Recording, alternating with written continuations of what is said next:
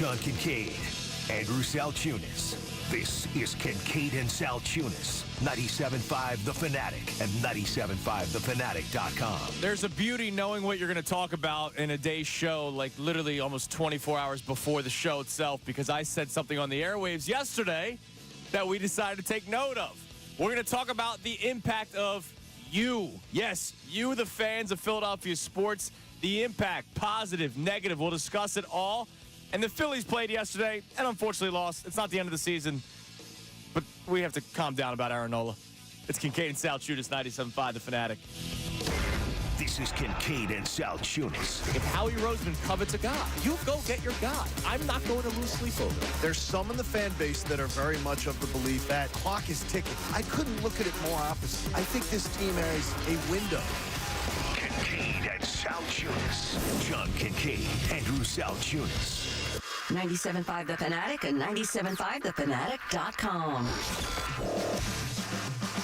And a good Thursday morning, Philadelphia. I'm Andrew Salciunas alongside my man John Kincade. Johnny, good morning. How you doing this morning? I'm lovely. I slept all night. Yes, we both did. God bless you, Cooper. You finally freaking did it. Congratulations. I'm going to get you a damn present today. Came home from the Phil's game, took the cold shower, Nice.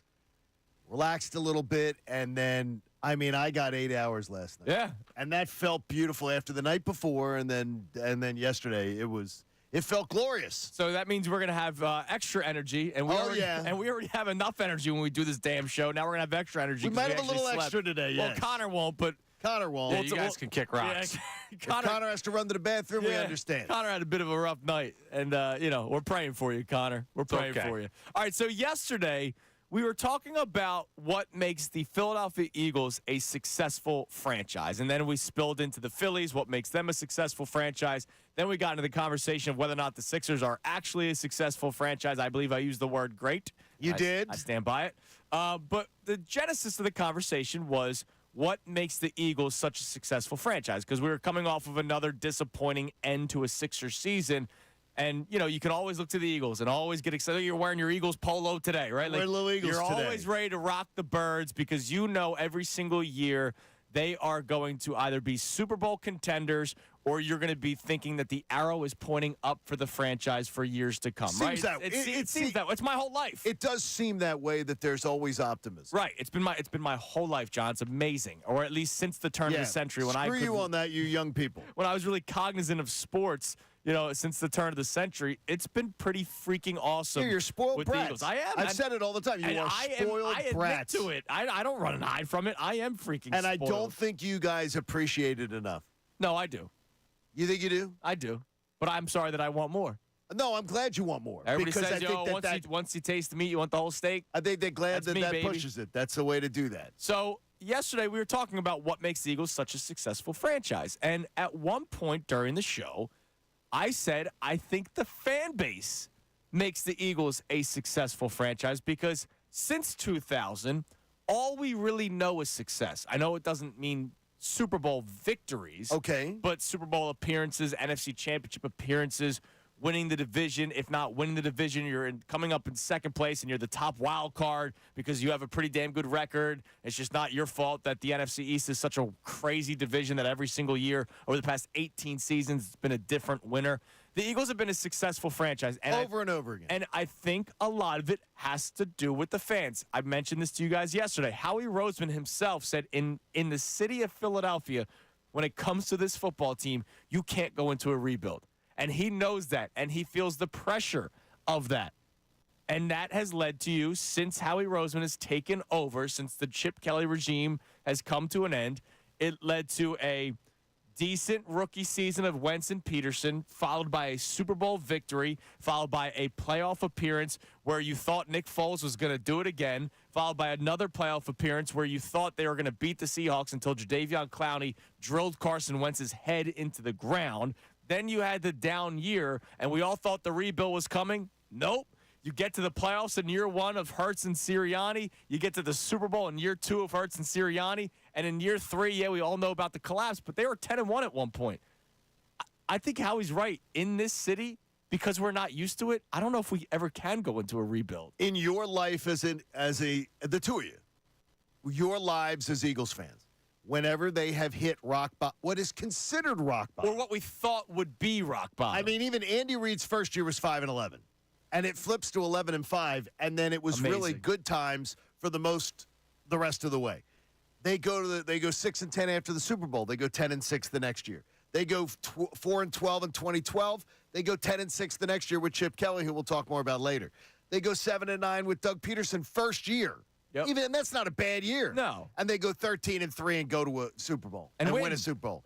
I mean, the 4-11-1 year leads to 9-8 in a wild card. You guys have literally been. They didn't take you to Golden Corral. No. You have been sitting there at the best place. You're over at DePaul's Table. You're at Fleming's. You're at all the great steak places. I'll be at Fogo this Friday. You're at Fogo. Yeah. I like Golden Corral. You're at all the great steak places. I grew up in the buffet. I grew up going to the place where I like a nice buffet. I have to watch the sloppy person in front of me picking through food because they want that piece of chicken and like they're touching stuff. You guys have literally had white glove service. Damn right, And baby. the thing is, it has to affect the fan base. Yes. It has to change. When you eat with fine linen and heavy knives and forks, I'm eating in the damn, go to the bin and take out a fork. I'm going to Rustler. You don't even know what a Rustler is. No. I'm having steak at Rustler and Ponderosa. You've been at a Ponderosa. Are you hungry this morning? This isn't. No, but you're I'm picking my knives and forks out of those circular things that they bring out from the washroom. You guys have sat unfolding a linen napkin. They sharpen the knife in front of me. They do something. You know, it's great as there's great steakhouses where they bring you the selection of knives. Yes. And you can choose one. You guys eating like that, it's the Eagles fan base. Whereas, for the Sixers is a freaking food court. The Sixers is eating at the food court. You don't know what you're going to get. Like, one person wants to go and have the Chinese. One person's having the Chick-fil-A. You might go to that sketchy burger place that has, a singular name. You've never heard of it before. The Eagles fans, it has to change the mantra. It has to, when you're treated like that, when you live like that, when you taste the steak. Yes. It changes you forever. And I think you never want anything less. And I think that impacts how the Eagles approach off seasons every single year. I mean, look, how many times did we talk about, well, maybe they should go with a youth movement and, they're not going to win next year, so let's buy into that plan. And then all of a sudden Howie goes, yeah, I know you guys are saying that now, but if we start the season 2-2, you guys are going to complain. So I'm going to go get Saquon Barkley. I'm going to re-up A.J. Brown and Devontae Smith. I'm going to make sure that this offense is a freaking Cadillac as long as my offensive coordinator has a clue, because Brian Johnson and Nick Sirianni didn't last year, and you think that Kellen Moore will this year. And then he goes, all right, and I'm going to focus on the draft for defense because that's what Kansas City did. And you guys will buy into that plan, but if our offense is clicking, I got you on board at all points. I think Howie Roseman feels the heat from Eagles fans, whether sometimes it's too hot and maybe it's overblown by the fan base at times. But I think that gives him the, I don't know, the motivation to continue to build a team that's always Super Bowl ready. Obviously, he wants to win. Howie Roseman wants to win, but I think he doesn't want to feel the heat from Eagles fans. Well, what I don't understand is that John Middleton figured it out. And John Middleton, who's now praised as a great owner. Yes. It took the Phillies a long time to figure out what had to be done, what you have to spend to do it, and what you have to spend to sustain it. I'm floored that we are now in 41-year droughts for the Sixers and counting, and we're at 49 years for the Flyers organization. And counting. It's now the Flyers have decided, I think, to be honest with you, and say, we're going to try to build this. We're going to try to build it right from the ground up. And then you sustain. Then you do what the Eagles have done. You continually reach a level where you invest whatever you got to do to keep it at a certain level. They let the building go down. The Flyers let the organization go down under previous leadership. And for the Sixers, John, they did the exact same thing. No, the Sixers have that one house on at the shore. We're down last week, and there's this one block in Ocean City. I don't know where it was. It was towards the Bayside, and it had 6 of the houses have been redone, and then you come upon the Sanford and Son house, and then it was back to the other. Then all the houses are done. It's the The Sixers haven't figured out what Middleton's figured out, what Laurie's figured Neither out. have the Flyers. What theirs figured out. No, that's what I'm saying. No, but the Flyers but have decided. you're saying it like in a positive way, No. what the Flyers are doing, but you ripped the Sixers. It's the exact same freaking approach. No, now it's not. Now they're trying to put spackle. They're trying to put lipstick on the pig. Why is it They're not? not we doing it. we don't know that. Wait. You don't. The offseason hasn't even started All right, yet. I will get again. It's one of those things where I've seen it enough. Telling I you know right now, what they're going to do. Top 4 seed next year as long as Embiid's healthy. And Top what does 4 that seed. do for me? I say, are they getting out? Okay, what are the Flyers doing for This you? is what The Flyers overplayed with the mediocre talent this year. What is that? That makes you feel great? in the first year of a freaking rebuild, you're going to judge them and you're going to judge the Sixers on 23 years? Come on now. That's a ridiculous comparison. I can judge the Flyers That is on ridiculous. 49 No, you years. can't because this is a completely different You can't say the leadership and Sixers mindset. over 23 years because the No, last exactly. 5-6 years is different leadership and mindset. But nothing's changing. Nothing is changing. And there's been enough time to change it. I mean, nothing changes. They did change it. They did the tank. And that they're gonna changed from the previous regime gonna- of let's pay Andre Iguodala, Evan Turner, and Thaddeus Young. The bottom line is this. The Eagles have ruined me for other teams Okay. because of what I've watched the Eagles do in the hardest league to do it in. Yes. It's not as hard in the NBA. It's not as hard in the NHL. It's not as hard in baseball's the easiest.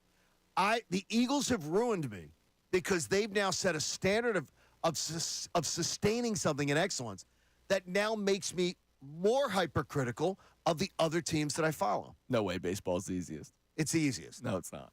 It absolutely is because you can go buy. Not every team does that. But you can. Not every If you team want- does that or can. No, but you can. If you want to buy, you can. If you're a billionaire, you can. You can spend whatever the hell you want. How's it worked out for the Dodgers? Hey, look, the Marlins did it twice to win World Series. You can do it even in a market where there's no money to be made. If you're a billionaire, you got cash. You can say, you know what I'm going to do? I'm going to buy a championship. And I'm going to go and buy this guy, buy this guy, buy this guy. You can't do that in the NFL. You got to. No, you can't. No, the NFL's the hardest. I'm not NFL's the debating hardest. that. I don't think baseball's the easiest. And who's easier? I would think basketball is the Yeah, I'd easiest. go basketball as well. How is that? Tell me. Less players. Less players. Like, Okay. literally, the Miami Heat said, oh, wait, LeBron wants to come here. We already have Dwayne Wade and Chris Bosh wants to join us. Oh, okay, dynasty. The NBA. That's 3 guys. Yeah, that's 3 guys. The NBA is the easiest, man. I think baseball. It's just unfortunate that the Sixers have not been able to put it together. But bottom line is, this is what we're talking That's about more today. damning on the No, Sixers. it is. I'm not No, I'm disagreeing saying, with you. no, but I'm saying is the Eagles have ruined me for the others. Okay, so here's what I want to get into today. You can climb in on the phone line or the text line, 610-632-0975. How much of an impact, and you could say positive or negative, depends on what you believe, do we have as fans? Don't know, the evil media. No, I'm saying the fan base, okay? How much of an impact do you, as an Eagles fan, Sixers fan, Flyers fan, Phillies fan, do you have on the teams, either positive or negative? And I could come up with a lot of great positive stuff. Like, I do believe that our energy as a city does push Howie Roseman and the Eagles every single year. And I think the Eagles are a different beast. I'm not going to compare the Eagles and the Phillies and the Sixers and Flyers and put them on the same pedestal. So you don't? No, the Eagles are a different beast. The Eagles are number one in the city. There are Eagles fans and nothing else. But why are they? Because I think people just love football. But they've also created it. They've also created it by creating the juggernaut of constant success. Right, but this look, you could speak to it better than I do. I think there were Eagles only fans in the 80s and in the 90s, Yeah, and the but 2000s. I don't think this is just a current generation There were thing. times where the Phillies were as big as the Eagles in this town. Yeah, and that was 50 and then years that went ago. away. That went away in the it really went away in the late 80s. It also went away when the age demographic of baseball shot Right. up, right? Late 80s. Football's the only sport where there's no age demographic conversation, right? You're a football fan when you're 3, you're a football fan when you're 93. But the best overall age demographic as far as for youth, for the younger thing is NBA. Yeah, for the younger fans. For the younger fans is NBA. But I'm which is saying crazy. top to bottom. Sure. It's football. NFL. So I do believe that we make a positive impact, but obviously there have also been times where we have probably negatively impacted players. Give me an idea where you think it affected the team. I'll give you an idea, and we'll get to that coming up later on the show. So we'll need that. But how much of an impact do you as the fan, do you think that we play a role? I say that we do. I think we do. Obviously, we're not signing players or trading for players, but I think we play a role. John Middleton himself has pointed out the Bryce Harper versus Manny Machado poll that Todd Zalecki put out there, right? You and I just talked about this the other day. Well, I'll keep the conversation to us, but we talked about this, how there are team executives that may listen to certain guests, certain callers. Oh, they do. Right? They're listening. So there is an impact from what is said on the radio. There's an and not just from the hosts, from also the callers. They see what's going on social media. So how much of an impact do we make, both positive and negative? You can climb in at 610-632-0975. Yesterday, Phillies, they lose to the Blue Jays. Sorry we ruined it. Connor blames me. Yeah, you left. Because I left. Well, you had a sick child. I had a sick child, Connor, and it was For God's sakes, Connor. This next generation's so soft. I believe it was 0-0 when I left, not 5-3. Yeah, exactly. 0-0. They were tied, and you left, and it fell apart. The beauty of this Phillies team is that you always thought they were still in it. And sure enough, bottom of the ninth, they have a chance to tie it. They have runners on base. They could have tied it with Whit Merrifield. A base hit would have tied the ball game. Like, this team, you can never count them out. But unfortunately, they lose yesterday. They snapped their 11-game home winning streak. They're still the best team in baseball right now, record-wise, with a 26-12 record. It's just been incredible. It's been beautiful. Look, I know I'm not the biggest Aaron Nola fan. You know, I point that out. We do have to relax, though. There was outrage about Nola's start yesterday. This is a typical Nola season. I will just tell you it's a thing of beauty. I heard Larry Anderson on the way home discussing the start by Nola. Yeah. And he says, for some reason, the man won't put his fastball down at the knees and can't get lower in the strike zone and won't attack lower in the strike zone. By the way, Larry, congratulations, because a broadcaster that, works with the team and everything many times comes off sugarcoating everything. He decided, he goes, this man won't learn. He won't learn to do got to get the ball down in the strike zone. And he just won't learn it. There were pitches yesterday. Now, when you're at the game, we're at a little bit of a distance, so you don't see it the same way. Watching the highlights, he's doing letter-high fastballs, and what do you expect? Yeah, he didn't have his best day. Look, he's fine. This is who he is. He's his ERA is 3.67. I think he'll hover around 3.5 all season long. And then you just have to hope that he continues to be Nola in the playoffs, which has been electric. I believe me. I will always think fondly of, especially Nola, what he's done against the Braves and things like that. Now, he has crapped out in the playoffs also in the back end, but that's what you get. You just said it. That's what you get. It's who he is. His career ERA is 3.72. That's not oh my God, he's an incredible pitcher. He's going to be able to come up huge at times. Yeah. And then he's going to come up really small at times. Yeah, right. There are very few pitchers in baseball that have the ceiling that Aaron Nola has. He's just not as consistent as Zach Wheeler and Ranger Suarez. You know how many guys on the planet are as consistent as Zach Wheeler and Ranger Suarez? Not many. You know what's crazy, though, is you just said Ranger Suarez. Yeah. So Ranger Suarez now we consider to be what Aaron Nola should aspire to be more like. That's amazing to me. I didn't know it should be. He should aspire. There were the who's the game 2 starter conversations, and there better be. It's going to happen again this year.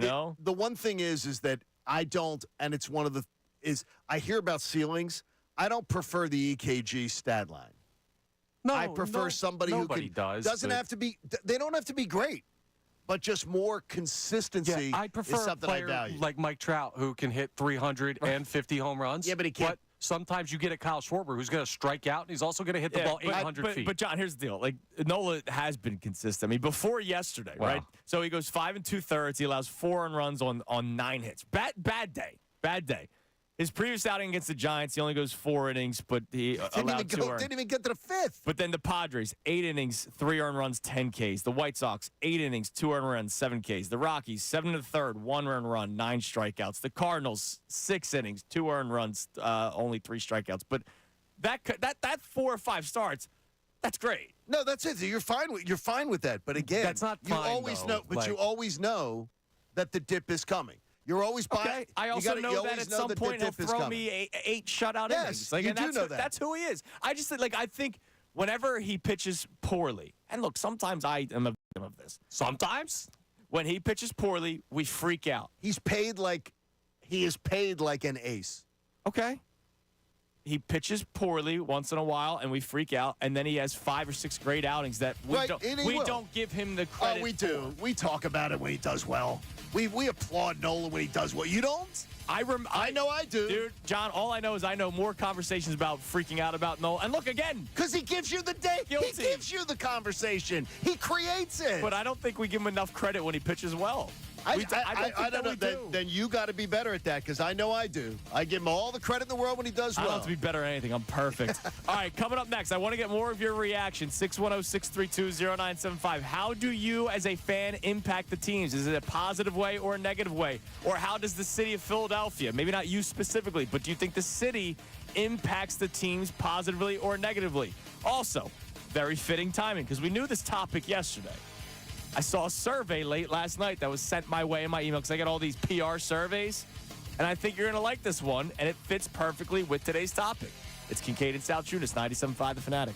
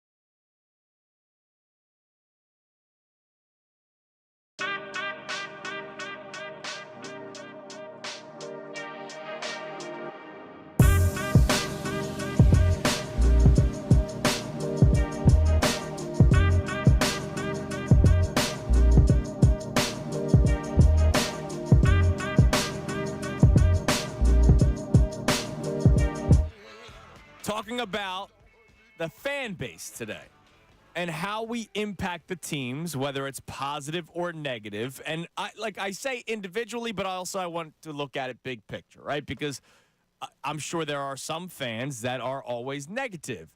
But I think the collective city at this point, John, is more positive than negative. I think you would agree with that. Oh, yes. I think overall it's a more positive. Right. And then there's some people that are just over the top positive that no matter what the teams do, you're going to celebrate it and it's all good. That might be me with the Sixers. Yeah, like fanboy. Right. It's all right, though. Not fanboy. I'll be angry about them. Right. I'm still angry about this series. 2 games of lack of effort. Fanboys don't point out the lack of effort. No, that is the truth. Just people that know ball do. Yeah, you too. So why are you doing it? So I got an email yesterday. Right. It was a survey. I get these random surveys. You Right, get right, the right. random Sure, surveys. absolutely. Would you like to have us on? And no, I don't want to have you on. But I'll give you your just due, and I will tell you what the survey is. It's from a company called Covers. Oh, I know Covers. Do you do? Yeah, I know Covers.com. Oh, okay. Yes, I do know sleep Covers. with Covers at night. Covers is very. Covers was one of the early betting. So they Sites. are a betting information hub. And great information, by the way. Okay. On Covers. Well, how You should about this? actually bookmark it. It's not bad. All right, I'm glad that I found a survey that John likes. It's not Yes. skewed. The study Well, it might be skewed. The study examines NFL fan loyalty, and there's some pretty interesting data points. And the Eagles, by far, they say, are ranked the #1 most loyal fan base. Most loyal. Most loyal. And I wonder, again. What's the criteria? Can you give us a little bit of it? Like, I mean, any kind of like things that come into that. you're Most asking me to read a lot more. Loyal is so. Is it vague to you guys? It's arbitrary. It's really arbitrary to me. Fans will bet on their team no matter what the odds are. Oh, absolutely. Absolutely. Which fans are most insistent on converting a partner or spouse? Oh, that's absolutely true. Which fans are most likely to make their kids fans of the same team? So we're gambling addicts with peer pressure problems. Yes, absolutely. Love that. And no Thank matter you, whether or Covers. not the team moves and relocates, or if you move and relocate, John, you're a perfect example of Absolutely. this. You remain a fan of the team that you were a fan of growing up. Okay, I don't mind this one at all. So the Philadelphia Eagles, according to Covers.com, have the #1 most loyal fan base. And I will go back to what I first said at the beginning of the show. The question today is how much do we, as the city of Philadelphia, the fan base, how much do we impact the teams, either positive or negative? And I think Eagles aside, Eagles alone, probably get the most positive impact, even though we hold them to a different fire. We hold them to a different standard. We wanted a lot of us wanted Nick Sirianni fired in 3 years, even though he's had an incredible win-loss record. Some dopes did. Some did. We'll see how the season let's plays see. out. But Be positive. we are, even though we are always so manic about these teams, we're manic because of how much we love them, and we are manic because of how loyal we are to the teams. And the Eagles are by far #1 in the city. And I do believe that our craziness, our loyalty, also pushes Howie Roseman, Jeffrey Lurie, and the Philadelphia Eagles to try to have a great team on the field every single year. Does our loyalty also, though, create a scrutiny that can somehow negatively affect? That same scrutiny, that same loyalty, that same energy, does it also create ones that crush other franchises to try to keep up? Or does it? I think it helps the other franchises try to keep up. Okay. Like you even talked about John Middleton and Jeffrey Lurie have become friends, but they have like this fun, friendly little rivalry, rivalry, right? yes. So like I think Jeffrey Lurie and the Eagles' success has pushed the Phillies. Look, ever since the Super Bowl happened, right, 2017-18, now the Phillies have Bryce Harper. The Sixers are always trying, whether you agree with the tactics or not, John, you have to admit they're at least trying. Oh, no, they try. To have a championship-ready team. And then the Flyers, it was a weird time where they were in 1 year, out the next year. But now all of a sudden they're starting to go through that rebuild. And they have the city of Philadelphia has their back. And I think that's a great thing for the Flyers. But ever since the Eagles won the Super Bowl and the other teams saw what it was like in this city, they all want that. And I think our craziness toward the Eagles, which uplifts the Eagles, has helped the other teams in the city. Now, in most other, like you're saying the truth about it being football, most other cities, like I'm watching here, I did find a survey here where it talked about the fact of in most major American cities, the big dog is always the football team. Yeah. Is always football team. They consider the Lakers the biggest in L.A. That makes sense. Oh, yeah. Yeah. That the Lakers are biggest in L.A. I would say the Dodgers are second before the Rams. Yeah, they're not in Chargers. They're not in the mix there, but they're saying most American cities that's the biggest. Yeah, you've got that though. But what that also brings is it brings a pressure to. It's so important. I mean, I'm sitting obsessing over next Wednesday night, finding out schedule. the 17 days that the Eagles will play matter to me. Right. Now it's funny is our boss Scott was talking about a thing as well. When the Sixers schedule comes out, we don't do that.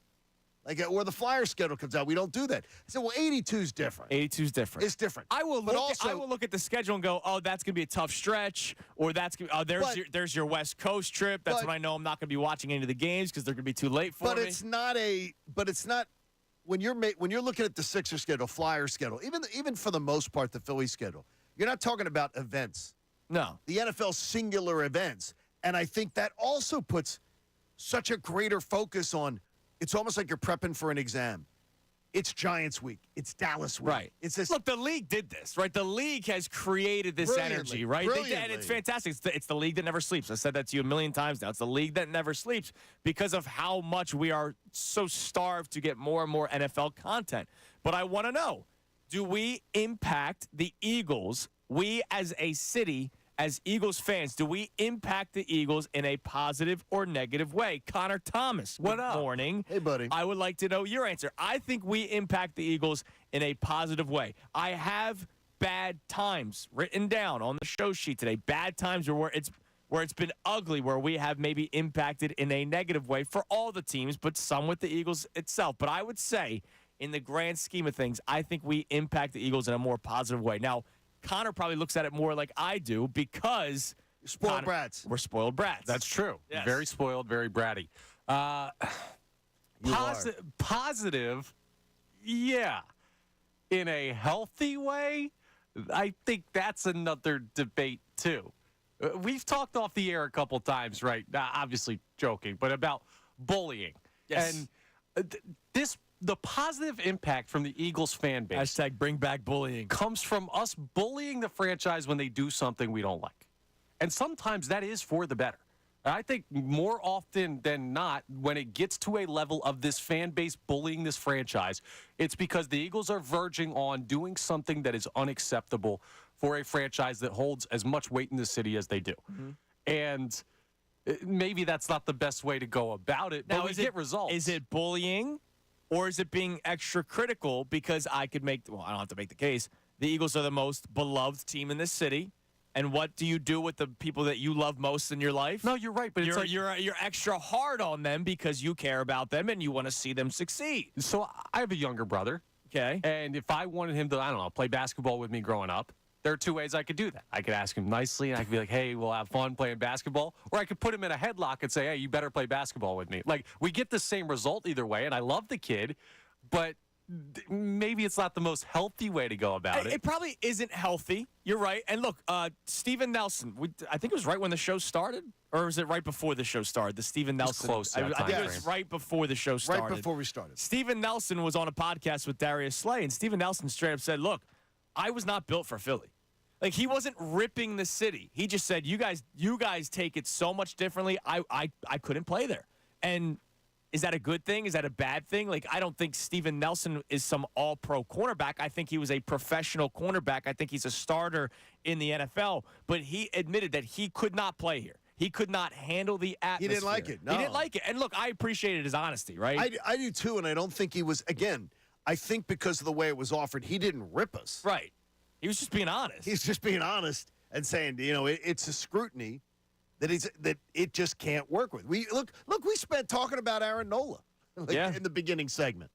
There's some guys who I think can turn it on, turn it off, and there's others who can't. We're not. I don't know that we're immensely positive, like as far as the fan base. In fact, I think this fan base tends to go, we're waiting for something to we go back negative. to our roots. Right. Even though we are, I would say we are Much better fan base than it was. when you're looking at somebody's face, we're positive. We're a positive city. Absolutely. But the second one thing goes wrong, we go back to our roots of Negadelphia. I mean, we do. Everybody, get rid of Negadelphia. We all do it. Every single one of you becomes a Negadelphian at some point in the 365-day calendar, right? Like, you're not always positive. At some point, you're going to see something happen where you're going to say, like to John's point, you're going to wait for the next shoe to drop. Well, the thing is, though, you both were raised by, you're in a little different situation, Connor, but you, I guarantee it, were raised by someone of the Buddy Ryan fans generation. Yeah, There's my a dad. difference of where we would go to games, it was hostile. Yeah, it's venom. Lincoln It's Financial in vinegar, man. Lincoln Financial Field is a great home field advantage. It's fun. It ain't hostile. And I, by the way, But part of that is, John. By the way, I applaud it. Part of that not. is the Eagles haven't made you hostile. I got you, but I also applaud the fact that it's not the. I saw those disgusting stuff in the vet. Yeah, I know. And you so did. to I know me, you did. Yeah. So to me, I think that that's part of the beauty of it now is that we are now once again we're spoiled by the product, Absolutely. and then it's changed our wiring. But I think where it's not. us that makes them spoil us. Because I've never seen a rebuild. Connor has never seen a rebuild. I think they realize, oh, my God, if you could, I know it's going to be hard because I don't know what press conference it was. Have Brendan Gunn in the back try to find it. Howie Roseman said at some point during this offseason that in the city of Philadelphia, you cannot rebuild the Eagles. And I freaking love that clip because that is my life. I have not gone through a rebuild. Now, I am okay with rebuilds, obviously with the Sixers. I'm okay with the Flyers rebuild. I was okay with the Phillies rebuild. It just took way too long with the Phillies. I'm pro rebuild if there is a plan in place. That was my biggest beef with the Flyers with Chuck Fletcher. There was no actual plan in place. There is now with Danny Briere and Keith Jones. But Howie Roseman straight up says, I don't think the collective city of Philadelphia would be okay with a rebuild with the Eagles. So I'm going to keep on trying to build a Super Bowl roster year in and year out. And you know what? It's kind of worked. They've won a Super Bowl. They've been to the playoffs multiple times. They got back to another one. I applaud that. Here's the only thing I'd say is that there hasn't been – the Eagles have never been in a need for a rebuild, though, really. When would you have If thought – Jalen Hurts did not Pan become out. the quarterback, they were going into a rebuild. Okay, that's absolutely They could very much got lucky. They got lucky. So you think lucky? Yes. I'm going to give Howie more credit. I think Doug Peterson loved what he saw out of Jalen Hurts. I think that he had a real feel for it. I think that Howie Roseman bought into it, Okay. and I think they had vision. Do I think they That were, vision of Doug that did No, got but I think- fired the next year. No, but I think they had vision of. I don't think it was luck that they got Jalen Hurts. Not where they drafted him. They drafted him up. Yeah, they went after him. So to me, I can't say they got lucky. Okay. I'm going to say that they had vision that I did not share. I liked the player, and I can go back to my draft night. Liked the player, didn't like the pick at the time. All right, so what do you think? 610-632-0975. And we're focusing more on the Eagles right now, but we can talk about all the teams. How do we, as a city, impact these teams? Is it more positive? Is it more negative? I want to continue that conversation coming up next. 610-632-0975. I want to go to the text line coming your way next. All right, it's Kincade and Salciunas, 97.5 The Fanatic. ESPN's Adam Schefter. You go back.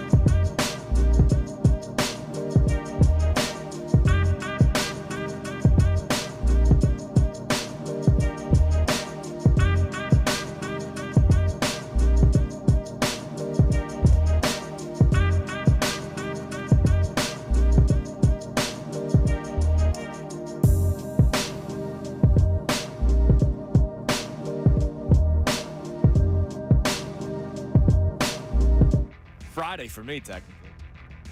Well, technically. Technically. I got to take care of a sick kid tomorrow, but That's not a lot of fun. That's not exactly, yes. No, exactly. no, it's absolutely not. I'm going to look forward to nap time, trust me. But you guys will hold down the fort tomorrow. I know it. It'll probably be a better show. All right, so Text us. I want to get to the text. I will. When you wake up, text us. It'll probably be right around the same time. I want you to text into the show at 610-632-0975 and answer today's question. Do you believe that we impact the teams in this city from a fan base, right? Not the evil media. The Philadelphia sports fans, do you impact the teams more positively or negatively? We've been focusing heavily on the Eagles, but you can talk about any specific team. How many times have we heard this, and maybe you could say this is a negative impact? What's that? That when people start feeling tight in the buildings, the fans, it is noticeable. Oh, it is. Noticeable. And look, that's natural. I'm not going to tell you to keep screaming just to keep screaming, right? Like, if it's your natural reaction, I get that way too. When I'm on the couch, I'm either yelling in support, screaming out of anger, or I might just be tight. How did our building get taken over in Game 4 against the Knicks when probably 3/4 of the fans were Sixer fans and 1/4, maybe 1/4 was Knicks fans? And the Knicks because fans and the Knicks fans weren't tight. Because our fans were sitting on their hands. Our fans weren't throaty, weren't drowning them out. But they were all was, nervous, chewing their nails. But that's the thing. The Sixers also kind of made us feel that way. No question. The Phillies in Game 6 and Game 7 in the NLCS, I would say, is a prime example of us just being like, quiet building. Please get a hit. Please, like, we were begging for a hit. Well, we had seen the no-hitter the year before in a World Series. And I will give the Philadelphia fans credit for that night. They kept on going. They tried. All innings 1 through 9 of a no-hit game, they were going crazy. And it just never worked out. And then I think maybe that may have been a carryover into Game 6 and 7 of the NLCS. I was glad the next night when Schwarber hit the home run, the first Yeah, you're first like, bat. all right, we're good. First we're good. at bat. We got a hit tonight. So we what got do we one. have on the text line coming in, Connor? You can text or call 610-632-0975. How do we impact the teams in Philadelphia? Is it positive and negative? And give me some examples if you got any. Yeah, Blaine in Kentucky checks in, and Blaine? he starts his text off by saying, John's right, so I already know he's crazy. But So he's he smart. says, John's right, but not just the Eagles. The Phillies also, we have gotten a little spoiled as a fan base. We check out unless you're a legit championship contender. The example of this reared its head during the playoffs for the Sixers. Many fans didn't care because they didn't see them as an actual contender. I think that's a really interesting point of view on that. The fact that in a city like Philadelphia we have to have the ownership buy us tickets. It's pathetic. It's capital P pathetic. Here's the only problem, John, because I can't sit here and rip the Sixers fans that didn't want to go on a secondary market and pay $500 for tickets, right? If this was year 1 post-process, there's not Knicks fans overtaking that building. The problem is this is year 7, Amen. 8, and this was a step back year. No, I think it's fair. I mean, everything you're saying is fair. And I think Sixers fans read the writing on the wall, even though we thought they were more talented. Nobody said going into this season, not one Sixers fan said going into this season that they were a championship contender. I disagree with you. I don't remember Sixers fans saying No, I that. absolutely believe that there were people who thought this Sixers team was going to be top two seed in the East. Maybe at the time when they were a top 2 seed, but dude, I did not go into the season going championship or bust. It was Embiid, and let me see what Maxey can grow into, because I knew that I wanted Harden back. Don't forget that. I wanted him back. I think I picked them for a 4 before the season started. I thought they'd be a 4. But I thought it was going to be a jumbled mess. But I had Toronto. I had Milwaukee ahead of them, and I think I had the Knicks ahead of them. Okay, and Boston. I thought was obviously Boston. Yeah, and so it actually played out sort of it. They played over their head with Nick Nurse. I mean, they did. They were, and it was going great until it wasn't.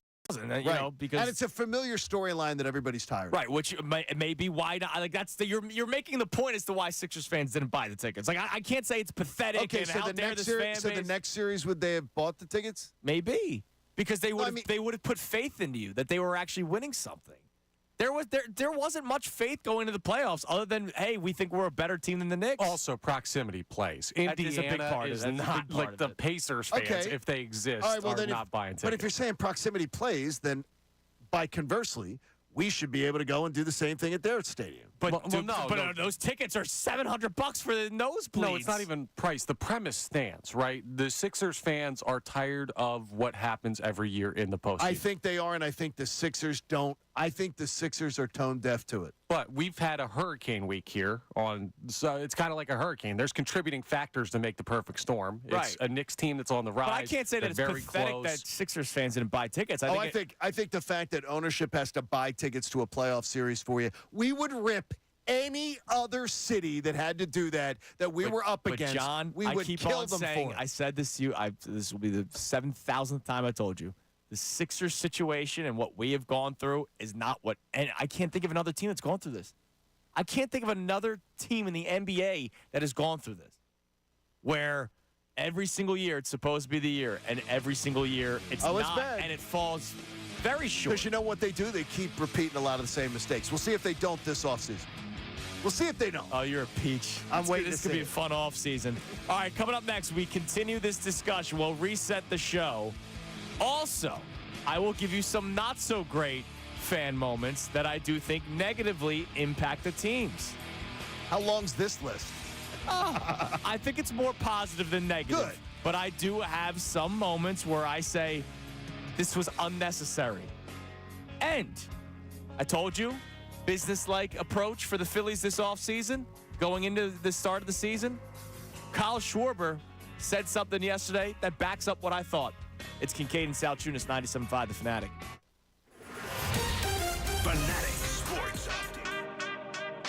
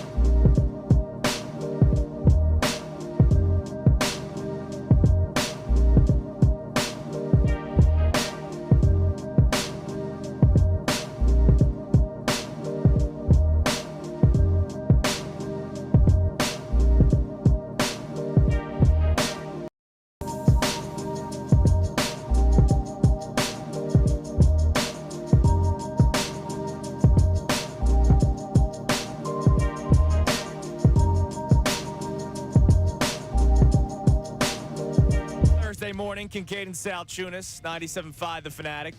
Got a busy segment for you here, so you don't want to miss a second of it. All right, what's that? You'll hear from Kyle Schwarber at some point during this segment, who said something after yesterday's loss that tells me exactly what I thought this team was all about. It is a business-like approach this season. They're still that fun-loving group, but they know that they dropped the ball in the NLCS last year. They believe that they could have gone on to the World Series and beaten the Texas Rangers, and that was a sentiment that I got not just based off of feel, John.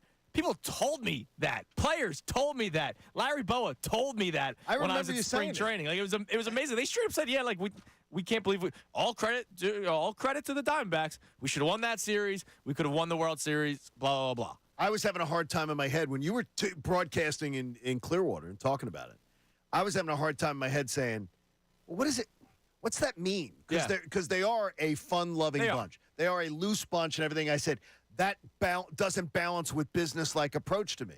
But we'll hear. You'll hear from Kyle Schwarber in a little bit this segment. Also, you'll hear from Howie Roseman. But I want to let you guys know we are going to be bringing back our Wendy's gift cards, which I absolutely love. Those are big, yeah. 4 times today, and it seems like every Thursday we will have 4 $50 Wendy's gift cards to give away. Now, I'm supposed to do it once an hour, and clearly I missed it in the 6 o'clock hour. So I'm going to tell you right now, at some point this segment, I will tell you to call the contest line. Not yet, but at some point this segment, I will tell you to call the contest line. We're not doing any Know the Shows, just tell you when to call the contest line for your chance to win a $50 Wendy's gift card. Wendy's kickstart your morning with the new breakfast burrito with loads of bacon, seasoned potatoes, fresh cracked eggs, and more. It's a complete breakfast in one hand, only at participating U.S. Wendy's, and that sounds freaking delicious. It does sound delicious, but it sounds like it's so you can drive with it.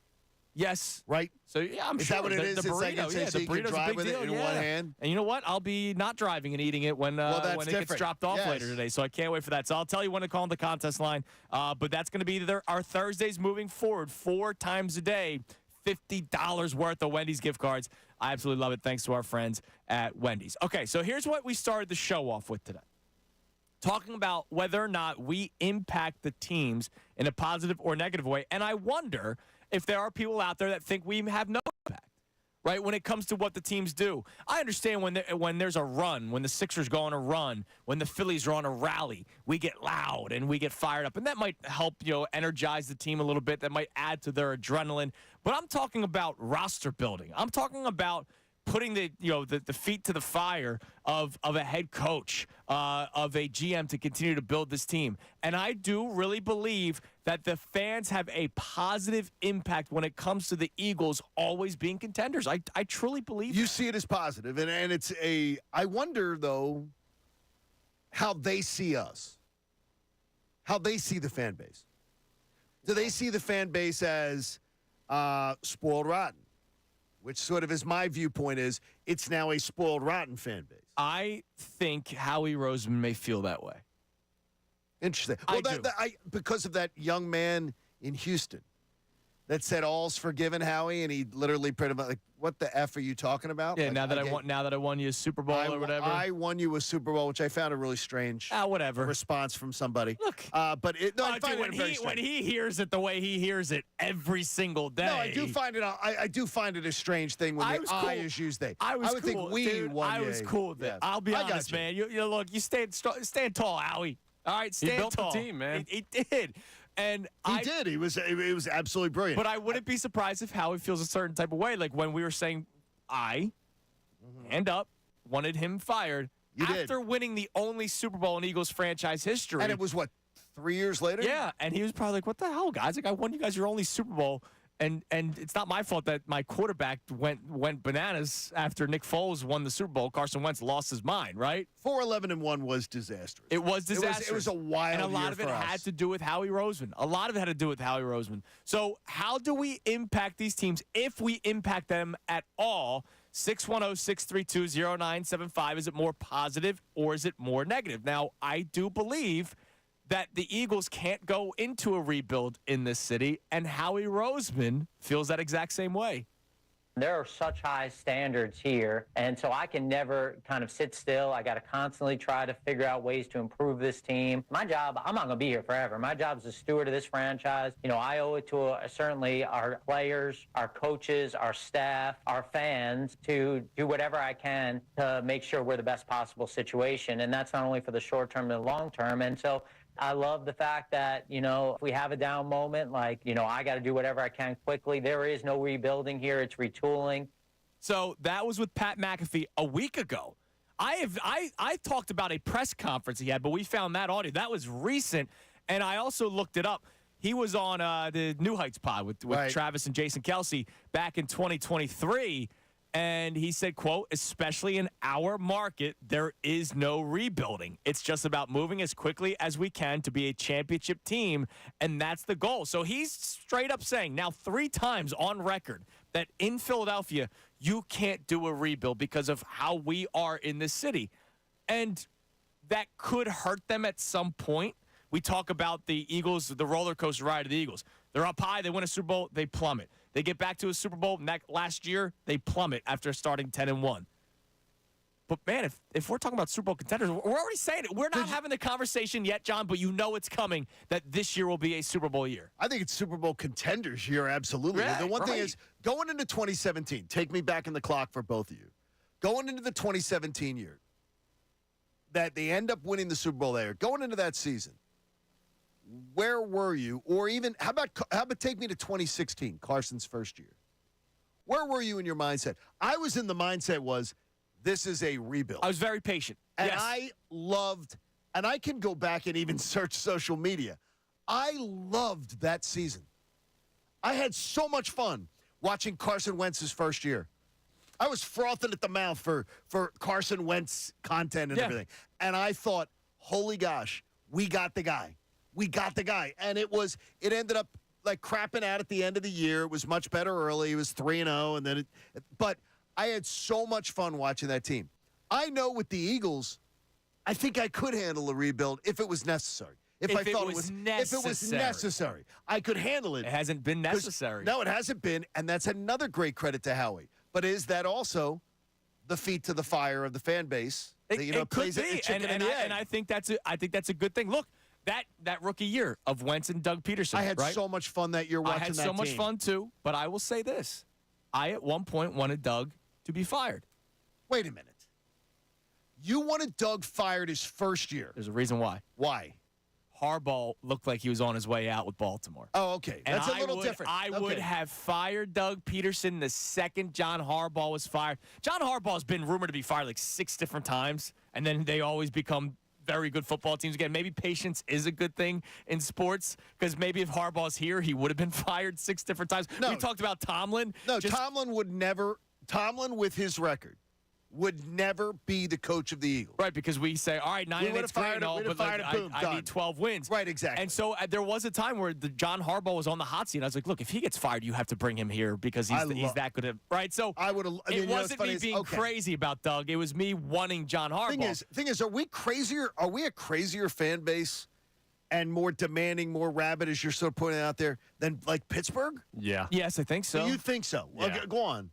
Why? Because I mean, I'm going to tell you, the only fan base that I see that travels like the Eagles fan base is Steelers. Okay. Steelers, maybe Packers. John, Packers you're do making too. the point that Mike Tomlin would probably not still be the head coach here. Yeah, but I'm saying is you no, are but I making said that point. But I said that so is that.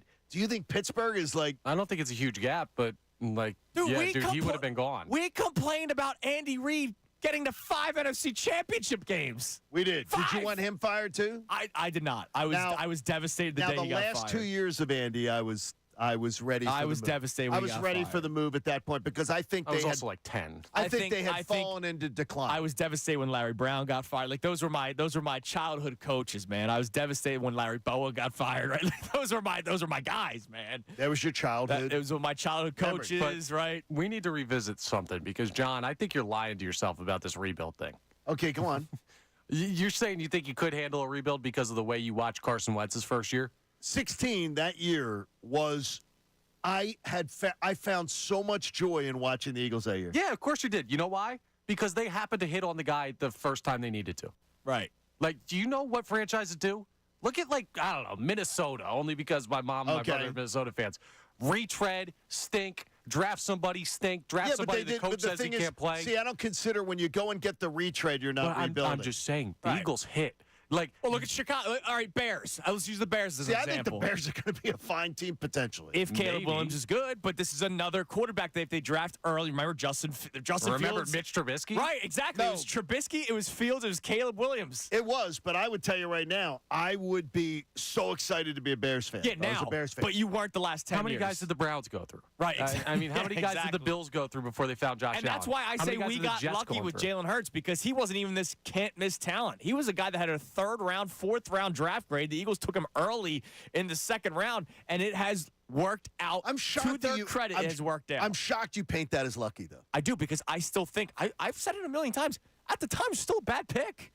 Well, they no, had I didn't so want, many other needs, not a backup quarterback. They had other needs. That doesn't make it a bad pick. I will stand by it. It was a bad pick. I said the night of the pick, love the player, didn't like it as far as what they needed. Yeah, as far as where so they it was a needed bad pick. But it's not it ends up being a great pick. It ends up being a great pick, but at the time, and I still believe it. Yeah, but they didn't get lucky. The Eagles didn't get lucky with Hurts. The Eagles were visionary with Hurts. I lean more John's way with this. They were visionary. Oh, dude, Come they on, got dude. lucky, man. No, you don't just let's take a flyer on Jalen Hurts as the second-round pick. They evaluated, they studied, they met with him.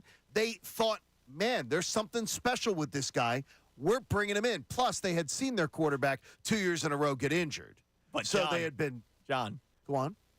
They wanted to trade for Russell Wilson. They were interested in Aaron Rodgers. They wanted to trade up for Zach Wilson, third overall, but the Jets weren't going to move on from that pick. Okay. So they themselves told you, we don't really feel like this guy's the guy moving forward. He then balled out, and they get to the Super Bowl.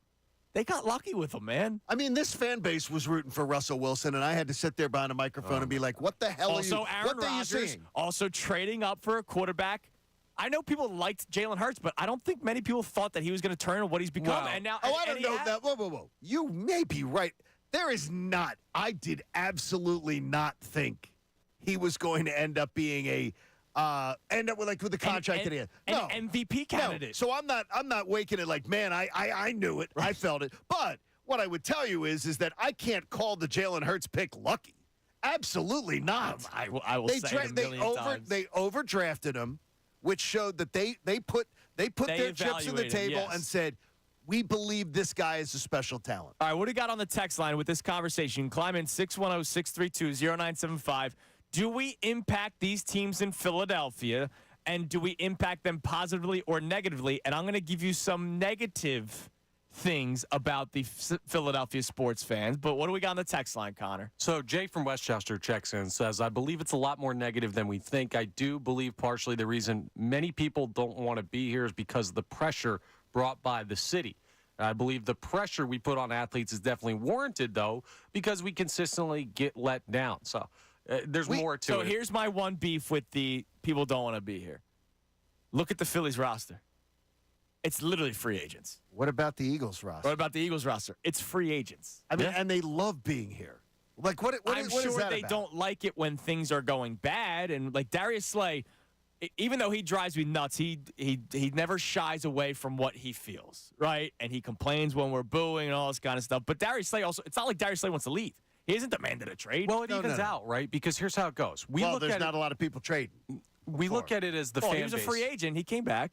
We look at it as the fan base here. That's the number one factor, is just like, this is a tough city to play in. But everything else is good. Guess what? In Minnesota, they're nice. Nobody wants to live in Minneapolis. Like, in L.A., nobody wants to pay the taxes. Like, every city has their something where players will say, we don't want to play here because of.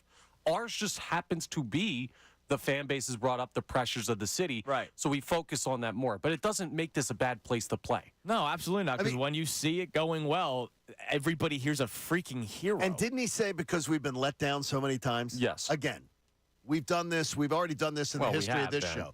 This city, though, we have it so much better. We have it good. We have it so much better than almost every other major city. Like, we have it so much better. It's like this, oh, my gosh, we're just totally tortured. No, we're not. Okay, John, not compared to other cities. Is it better to go into a 4-year relationship with a girl or go, like, have a first date that doesn't work out? Either way, if you're not getting married, you're going to end up sad. They're dragging you along longer, but you're not winning. You don't have a ring. Like, we got 2 rings. Good thing Connor's never feeling sadness. I'm thinking this I'm always happy, baby. I'm good. sadness. All right, so here's some negative things. Okay. All right. I know it was one jerk off, not an entire city. Okay. But I don't see many other cities have a lunatic fan go outside of the building in which the players practice with trash cans with the players' names Was on it it. one or two? It was fans? one It guy. was just one guy? I think there was maybe 2 people. One guy took a picture. It's a jackass. But Jackass. Yes, yeah, that guy was a horrible human being. I don't often see other horrible human beings in other cities go out there with a sign. Now, we were all thinking it, right? We were all thinking it. We all thought that James Bradbury was playing like trash. No, but I like when that happened. Oh, it was and there were people. It was ridiculous. No, but the funny thing is there were people celebrating it, There thinking were. that it was funny. I would have loved to have seen a couple of the players just say, you know what? Let me pull over the car, walk on over, and I'll take your trash can. I go, you want to take it and you want to leave right now or not? Want to leave right now or not? Right. Because I'll take the trash can, but that's probably exactly what the clown wanted. And that's one of those negative moments where we don't need that. I will say another one. And this one wasn't even directed at one of the players of our teams. Okay. But when I saw Russell Westbrook limping off the court when the Sixers beat the Wizards and that ass-face dumped popcorn on him. Yeah. Dude, if I'm on the Sixers, I'm going, really? What are you doing? What are you doing? Yeah, it's terrible. Like, and I know it's one person, but there are times where I can imagine somebody sees that because what happens? It's played on social media. It's played on ESPN. It's played on Fox. It's played on the networks. It's played on all these things. And even though it's one person, and I get angry when people try to point that as an entire city. It's not an entire city. But there is always the one knucklehead that always does something like that. And there might be an athlete that goes, man, that is the reason why I don't want to play in Philly. No, I think that's fair. I mean, as far as it's if they're basing it on one person, you can find the idiots everywhere. Right, absolutely. And it is. And they shouldn't base it off of one It's person. nothing. But let's face it, sometimes when it's played on a loop on TV shows and social media of a jerk that's dumping popcorn on an injured player. I would say to you is that it's one of the things is I would never have. I started the dad-daughter Eagles tradition, one game a year, the two of us going to an Eagles game. I would never have taken my daughter, and I started her we started doing that in 7th grade. Okay. And we would fly up here for the weekend, leave mom back, and we would come up and we would go to the games and everything like that. I would never have done that with the vet. I would never have brought my 7th grade daughter, 8th grade daughter, 9th grade daughter. Like, it's changed. But I think the winning, as Connor pointed out, winning has changed it. Yeah. It's a more festive atmosphere. It is. People It is. aren't angry. And again, little- it's Right. one or two knuckleheads, but the problem is those knuckleheads do ruin it for the rest of you. How many times have you heard that? Oh, man, you ruined it for the rest of them. That's Right. It happens, unfortunately. All right, I want to play this Kyle Schwarber clip, which will tell you why this team is more business-like this year. But real quick, caller number 5 to the contest line, 215-263-0975. Caller number 5 to the contest line will win a $50 Wendy's gift card. Right now at Wendy's, kickstart your morning with the new breakfast burrito with loads of bacon, seasoned potatoes, fresh cracked eggs, and more. It's a complete breakfast in one hand, only at participating U.S. Wendy's. Caller number 5, 215-263-0975. We have 3 more of these to give away. Another one in this hour, one in the 8 o'clock hour, and one in the 9 o'clock hour. All right, so the Phillies lost yesterday. They have been playing great baseball. Amazing. And we are giving them their flowers. But Kyle Schwarber, after the game yesterday, doesn't care about the success they've had. You know, I don't think you're going to look around the room and see any happy faces, right? You know, everyone's disappointed after a loss. It doesn't matter if, you know, we're 10 games above 500 or 10 games below 500. A loss is a loss. And our expectation every time we walk out of the clubhouse is try to win the game. You know, we're expecting to win the game. And I think that's the mindset you have to have, especially in this game when you play so many of them. You know, it's easy after the fact to kind of look at it and be like, well, you know, it's a loss. But, you know, I don't think anyone's happy about it. You know, there was definitely a lot of things that we could have done better, but possibly executed on more. But it is what it is. And like I said, we kept fighting. We were one swing away and against really good pitchers. So, yeah, I mean, that's the positive thing. But just got to keep fighting. That's a great answer. It's a great no. It's like the perfect answer. It is for this fan base. Now, I'm sure not all 25 guys in the clubhouse feel the same way. I'm sure there's a player that goes, all right. I guarantee it. It was one loss. We'll be back at it tomorrow, right? I'm sure that is an answer from somebody. But Kyle Schwarber is the vocal leader of this team, right? We know Bryce Harper is the leader by example, but the vocal leader on this team is Kyle Schwarber. He took those reins from Reese Hoskins, especially when Reese got hurt last year. Now that Reese isn't here anymore. That is a freaking perfect answer. It's absolutely perfect. And it perfect. backs up the feeling that I got in Clearwater, Johnny, that this team has a different attitude, different mentality this year. Know what I love? Actions and words. Yeah. A lot of times I hear things at spring training or training camps and it's blah, blah, blah. It's clear they believed it and they're walking the walk. Now, unfortunately, there are people that still try to take away from their great start because of the schedule. What does Hall of Fame writer Jason Stark have to say about that? He was on the best show ever yesterday. We'll play it coming your way next. It's Kincade and Salciunas, 97.5 The Fanatic. Fanatic Sports Update.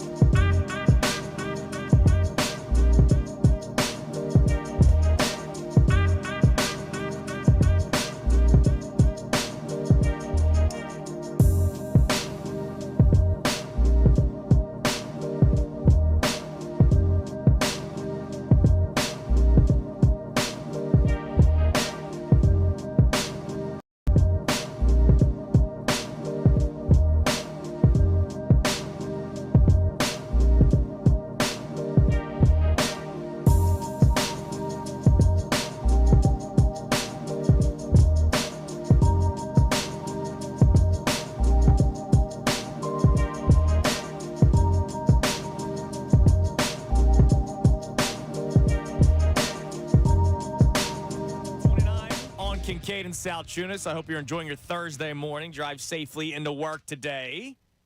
We got the cash contest. Drive safely into work. Drive safely into work. A lot of people that. are getting in their cars right about I like now, that. right? Drive safely into work. Drive safely into work. You know, I didn't think that's a weird thing to say. Now the How weird dare thing you is, tell people to drive dare I? safe? weird thing is I would say that on days where you're having like crazy weather outside or something, and Bob would go to me, "You're supposed to drive safely every day." Yes, you why are. Are you telling people? Why are you telling people that? Like why are you telling? I'm like, because there's like 4 inches of snow on the ground, or there's icy roads. Even when it's really nice out, there are nitwits on the roads. There are nitwits. So yes, drive safely. I've had 2 this morning on the Schuylkill. Well, there's 2 less because you guys are here. Yeah, These 'cause we're guys here. hauling like those spotlights.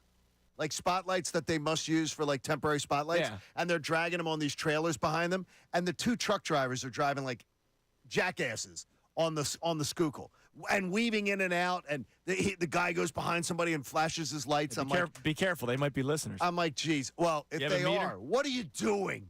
What are you doing? All right, so I want to play this Jason Stark audio, but again, you can climb in 610-632-0975 phone line or text line and answer the question. When do we as a fan base impact the teams in this city? Period. Number one, like, do we impact the teams? Do you think that we have any role at all?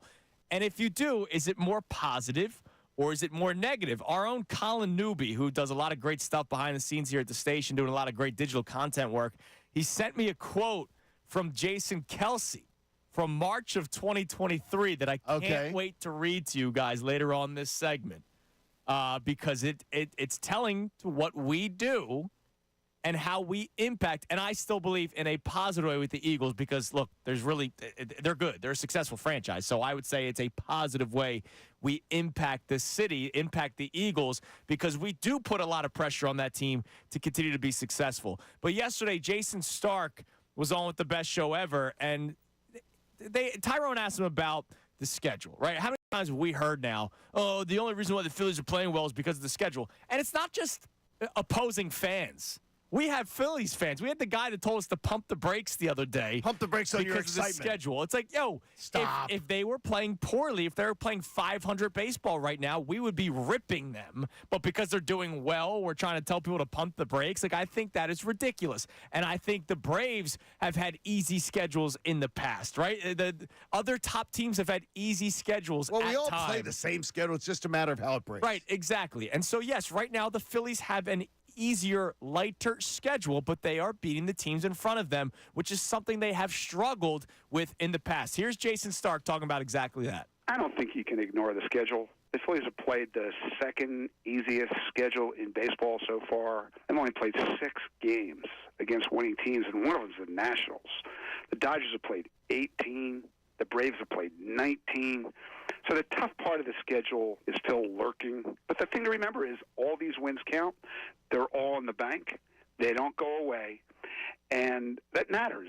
The Braves and Dodgers, they're still behemoths. I think I would probably take the Dodgers over both the Braves and Phillies right now, especially with Spencer Strider out for the year in Atlanta, and with all the ace-type starters, the Dodgers are going to get back along the way. But let me just say what I've said from day one. Whether the Phillies are the best team in baseball, or whether they're one of the 3 best or 4 best or 5 best, whatever, are they a team with a chance to win the World Series? Absolutely. And when you watch them, isn't it clear that they believe that? That team just has the look, and we know it around here when we see it, don't we?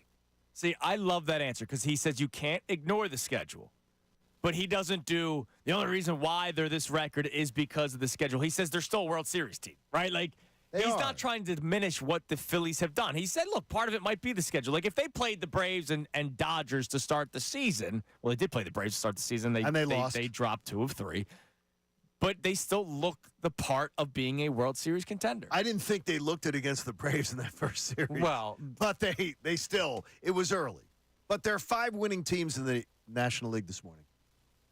Phil's are one of them. 5 teams in the National League have a winning record. So it's hard to say the schedule when 2/3 of the teams in the National League don't have a winning record. Right. The Braves, the Brewers, the Cubs, and the Dodgers are the only other teams with a winning record right now as we wake up this morning on May the 9th. It's amazing. That gets outrageous.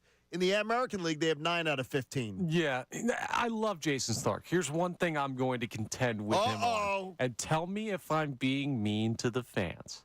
But he ended that clip by saying, "We know it when we see it around here," right? Okay. Okay. I don't know that this fan base knows it when they see it as much as they should. What do you mean? Because the last 2 years, and again this year, there has been a lot of angst with this team isn't good enough. They're running it back. They're doing this. There's issues with that. You're hearing that during the season? Absolutely. Well, then you do Locked On Phillies, so you're I know. You're getting a lot more. That's what I'm saying. Let me know if this is fair. I don't hear that at all. I don't. Maybe with Nola, and that's why I said earlier in the show, different.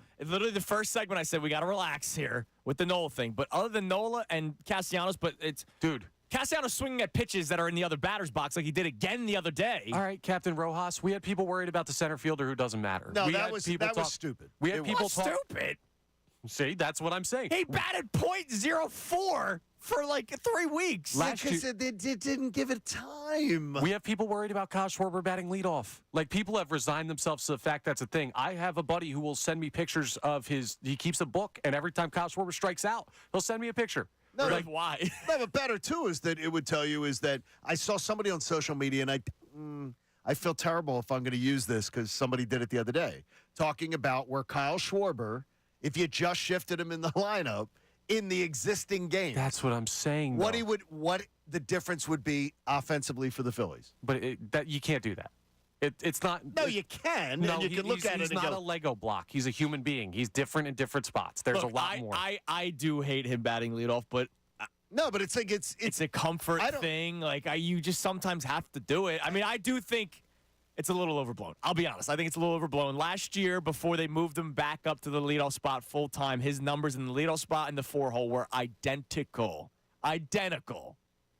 And exact same numbers. But he's comfortable there. But if he's comfortable, got to be comfortable in the ninth two. You don't give enough to comfort to any athlete. 2 years ago, 2022 season, when they made it to the World Series, it was anybody who was pleased with their regular season performance. Or other than that, you're full of it. They turned it on. No. You're right. I'm talking 23 and 24. I'm just saying, like, coming into this season, they had a lineup and a roster that should have made everybody crazy excited. And the major question we had was, are you okay with running it back? No, I think people were excited for the team.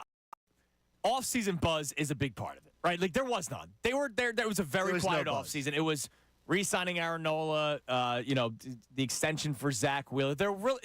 Bryce Harper's potential extension was talked about more than what they were going to do with the offseason, right? Like, there just wasn't much buzz.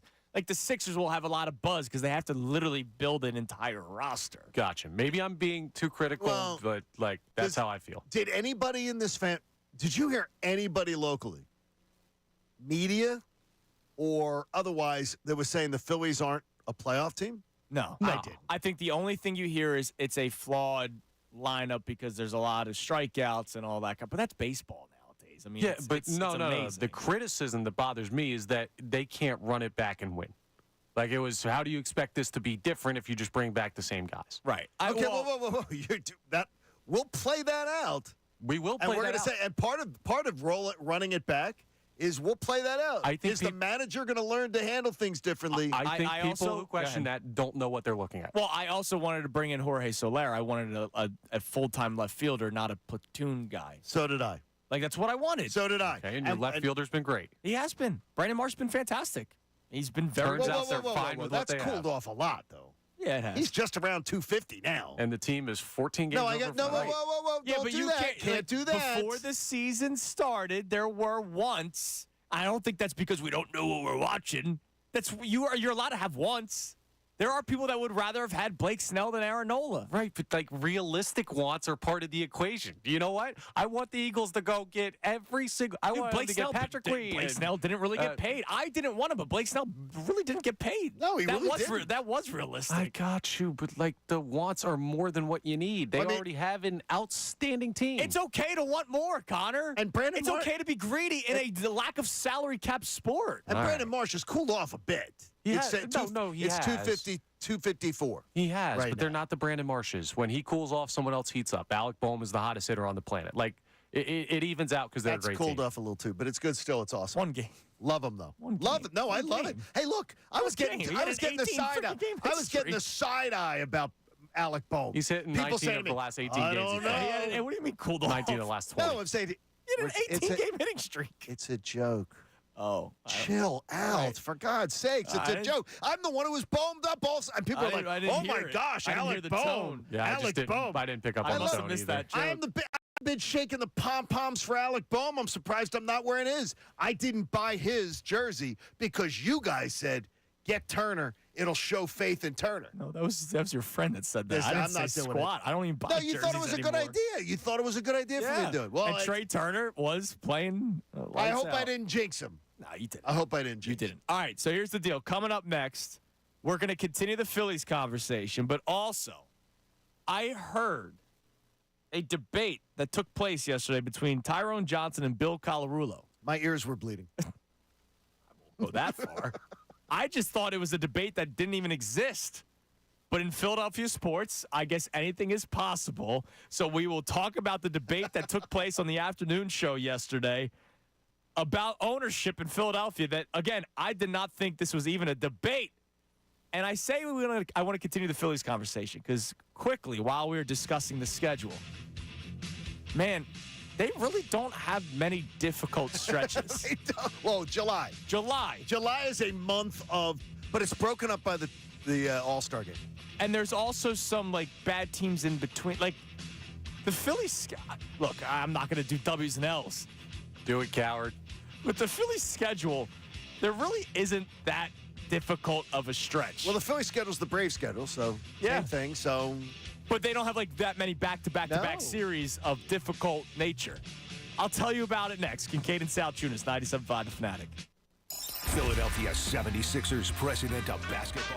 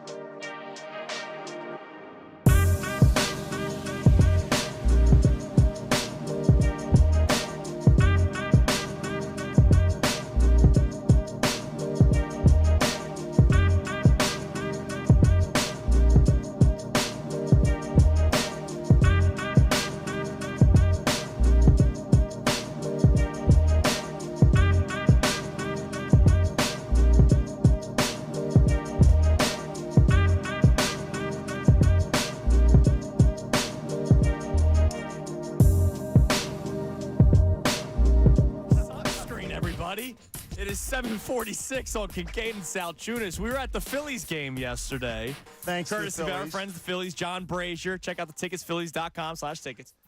And Brendan Gunn, he rocked the backwards cap. So, and it was like the trucker cap. So there's the opening. So there's just faces just all red except for the line, it's bad. whatever, the buttons where you can tighten the cap. Come on, man. It looks bad. You got to take care. He had a nice date last night, too, with his girlfriend. How about sunscreen? Well, here he comes. He's coming on for our my YouTube gosh. feed. Look at that's It's horrible, horrifying. dude. That is unbelievable.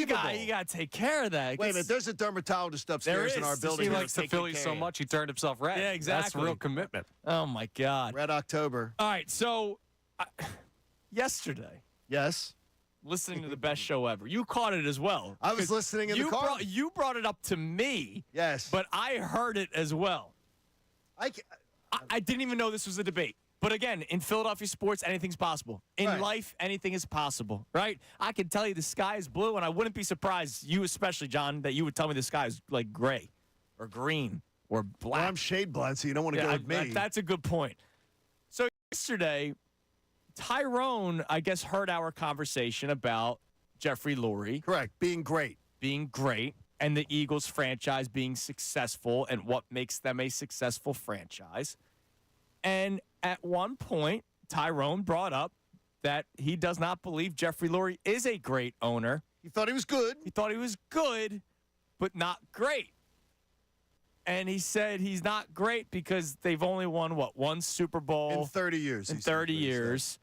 And that Lincoln, I heard one thing, Lincoln Financial Field was not like a destination spot, Well, I heard even though WrestleMania was there, a week ago? I heard 2 Clark weeks ago? Hunt, somehow the owner of the Chiefs, got credit for Patrick Mahomes. And I'm going, what the? Somehow Clark Hunt gets credit for Patrick Mahomes For being the Chiefs Andy quarterback. Reid, who scouted him And then he said that forever. Clark Hunt gets as much praise for hiring Andy Reid as Jeffrey Lurie did. And I'm like, what? When Andy Reid got hired, no one knew the hell No what one his knew who he name was. Yeah. I mean, Clark Hunt hired the guy a day after he got fired, who was one of the biggest names that was out there. Yeah.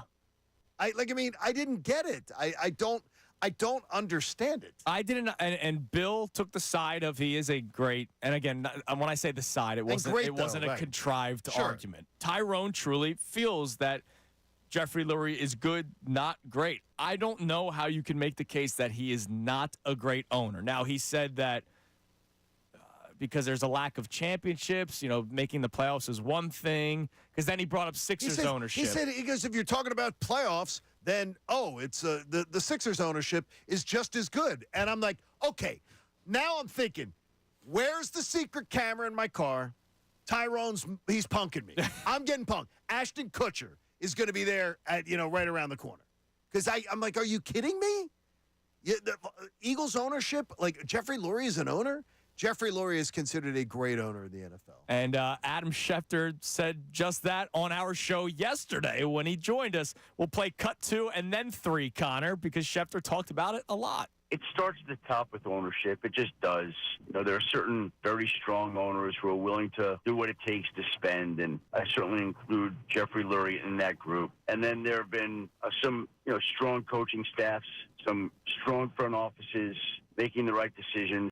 And, I just think now, today, Howie Roseman is such a strong presence in that organization and lives, eats, and breathes it, is consumed by it. And it matters so much to him what they're doing. So that, I think, permeates so much of what they do and why they seem to consistently win in the offseason. That makes him, to me, a great owner. And then we also talked about, you and I talked about this, and then you brought up to Shefty, why some owners refuse to pay money up front. Right. Whereas Jeffrey Lurie will, so that it helps with the cap space. Here's Shefty talking about that. Each owner has a different willingness to spend cash and to give cash each year. And that has not been an issue with Jeffrey Lurie. It just hasn't been. That's why I started with him, because it does start there, and it allows you to do certain things and have certain advantages when other teams aren't doing those types of things. And so, again, usually great owners have well-run franchises. There's a correlation there. There's a connection, and it's not accidental. And I think that Mr. Lurie does deserve a lot of credit for that. Tyrone also said in the discussion, he says, every owner spends the same amount of money every year. That's not true. It's completely false. Yes, there is a salary cap floor that you got to pay to. Right. But when you pay in advance, that means instead of leaving your tens of millions in the bank, gaining you interest, or you're doing other things with them, you're paying it up front. So it's not true what every team pays. Eventually, every team is paid out the same money. But Jeffrey Lurie is paying it up front. Yes. And it is not a strategy that is used by 3/4 of the owners. No. He is a great owner. And I did not even think there was a person that felt otherwise except for Hoagie Gate. Right? People don't, that when was that? That was a Lurie thing, right? That was a Lurie thing. Yeah, that's the only thing that I've ever heard criticized of Jeffrey Lurie is the fact that you can't bring a hoagie to Lincoln Financial Field anymore. He throws a cornhole bag weird, too. He does throw it weird. You're right. But he is a great owner, and I was shocked. I was shocked. When I heard Tyrone saying that he's just good. And you know what I thought is that Tyrone's going, because I absolutely believe Tyrone Johnson's not sitting there going, well, here's what I'm going to say today just to get people. No, that's how he feels. So I'm thinking but I'm going, okay. And you do this with every host that you listen to and you listen to them and you go, what the hell's this about? Right. That's me every day with you. Well, it is very, what's funny is you think you're the sane one. I'm looking at going, where is this coming from with Ty today? And I just couldn't go. The Clark Hunt thing made me lose my mind. Maybe we'll call Tyrone later on the show. I think we should. I think we'll call Tyrone later because Clark Hunt had anything to do with Patrick Mahomes. We may Bill already be efforting him to join. We should effort him. And we'll try to get Tyrone on the show because I thought that was crazy. He sucked us in yesterday afternoon. Great job. So he had us let's sucked in. Phrasing there. And I know he's calling in right now. Tell him we'll talk to him later because I got to give out. We got to give him enough time. I got to give right now. Let's say caller number 3. Does that work for you?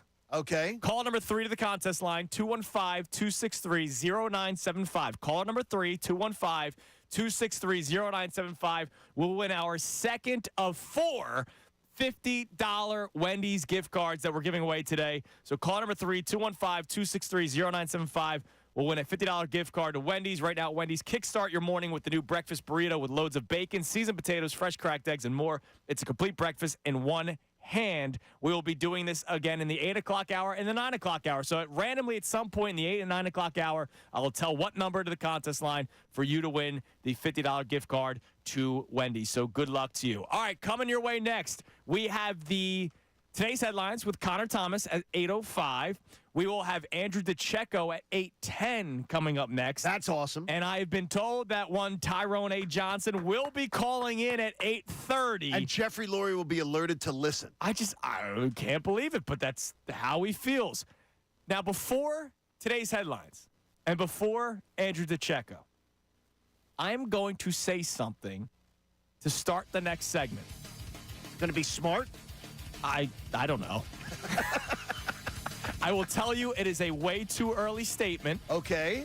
But it's something that I truly freaking feel. The only problem is my chestiness in the past has actually been a bad omen. So I'm sorry in advance. But it's something I truly feel, and it's something that I got out of reading an ESPN article before the show today. But it's something I truly freaking feel, and I think you'll like it. It's Kincade and Salciunas, 97.5 The Fanatic.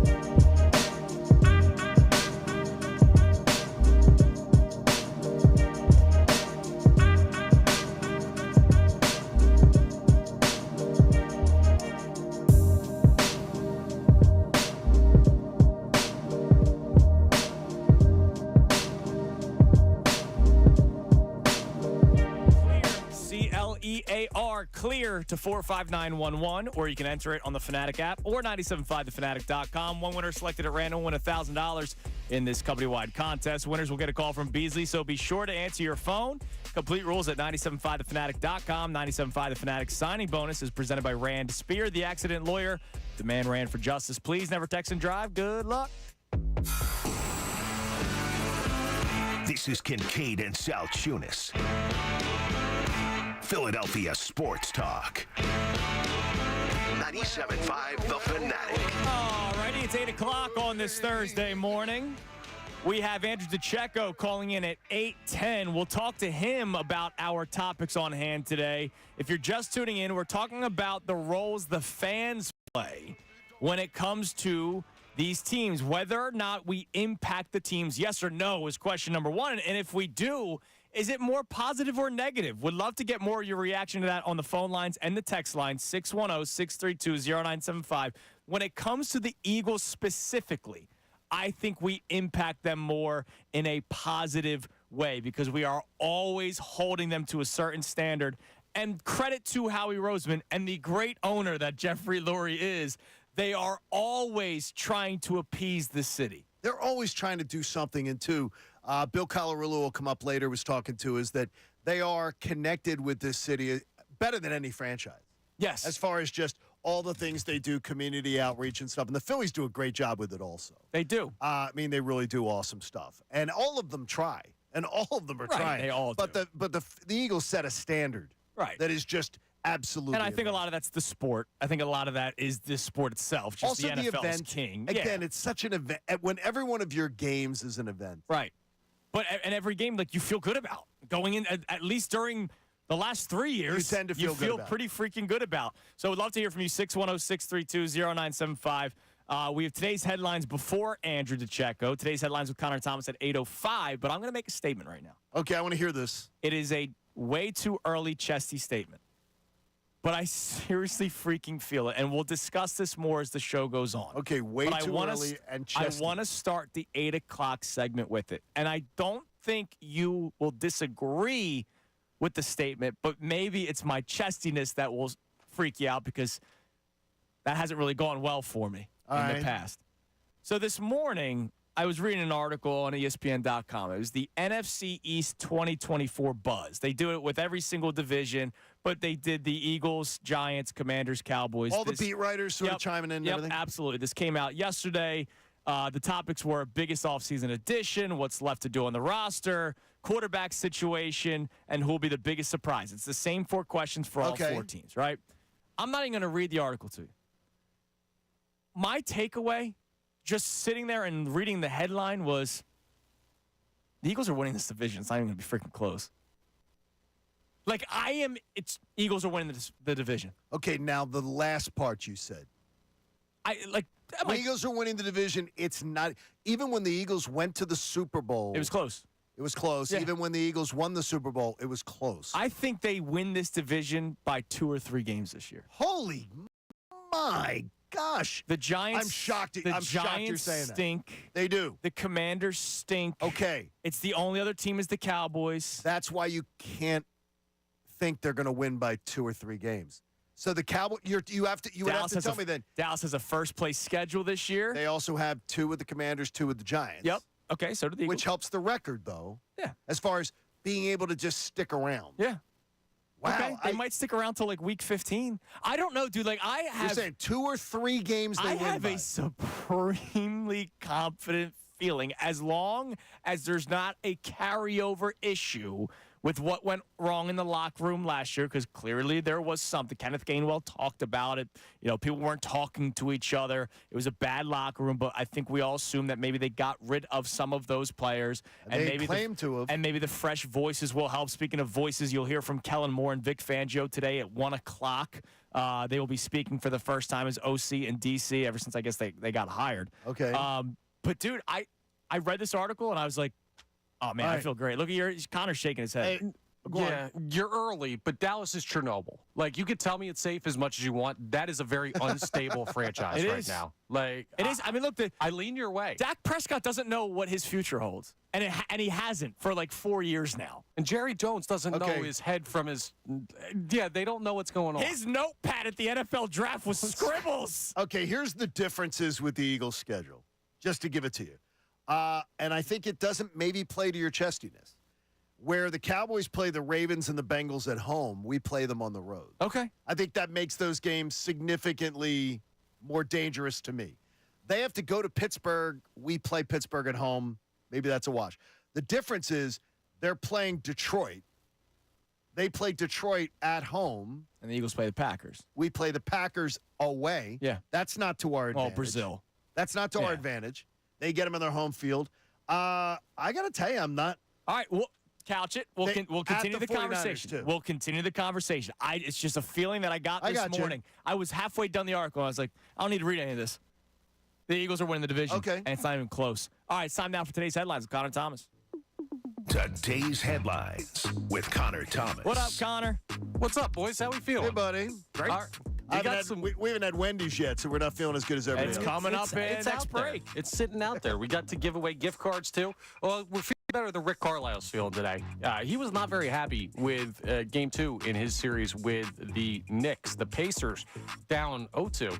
And he had some very interesting post-game comments about the officiating. He didn't double dribble, but it looked to me like, Tibbs went out there and argued it, and they changed it. That's what it looked like, So I can only go by what I see, what I saw, and that's small beans compared to everything else.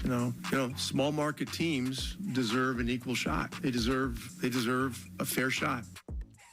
So, Interesting. So what is he actually saying? The games are fixed? No, I mean, is that what he's saying? That kind of sounds, honestly, that kind of sounds like it when he's bringing up markets. It kind of sounds like he's saying that. It does. Which means he's going to have a heavy fine come his way. Big fine. But I will say this, and I guess you didn't look at the show sheet, Connor, stealing my content. My apologies. I'm joking. It's okay. Jerk face. At the 8:47 segment, we're not going to take too much time on it, but Knicks Pacers, it's a shame that once again, another highly entertaining series, just like Sixers Knicks was. Sure.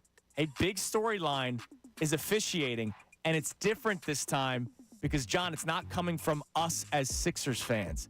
It's being talked about in the national media. It is. And that's alarming. So we'll continue that conversation. What else do we have, Connor? So the next thing that we'll get into, this has been a hot debate all over social media recently. I want you guys to weigh in. Austin Rivers had some very interesting things to say. NBA versus NFL. Who can make the switch easier? I can take 30 players right now in the NBA and throw them in the NFL. You cannot take 30 NFL players and put them in the NBA. He's out of his mind. Thoughts? To do what in the NFL? NBA players. To do what? Wide receiver, tight end? No, the first they bump into each other on the court and lay there in pain for 5 minutes. Are you kidding me? A wide receiver, they take a hit and would be laid out. They'd have to have a chalk body outline. Bro, I for ain't NBA hitting LeBron guys. James. No, you can mention a few that I think I believe LeBron could play tight end. I will say this. If he could catch. We don't know if he could catch. I think there would be more NBA players in the NFL than there would be NFL in the NBA. Now, I think Austin Rivers is crazy. I could take 30 right now. I do think more NBA players could play in the NFL than vice versa, because here's the reason why. If you were in the NFL and could have played in the NBA, you would have played in the NBA. You'd have a much better life. Guaranteed contracts. Much better life. Risk of head injuries is gone, or not gone, but not as high. Right. That's why. How many times Jeff Samardzija, right?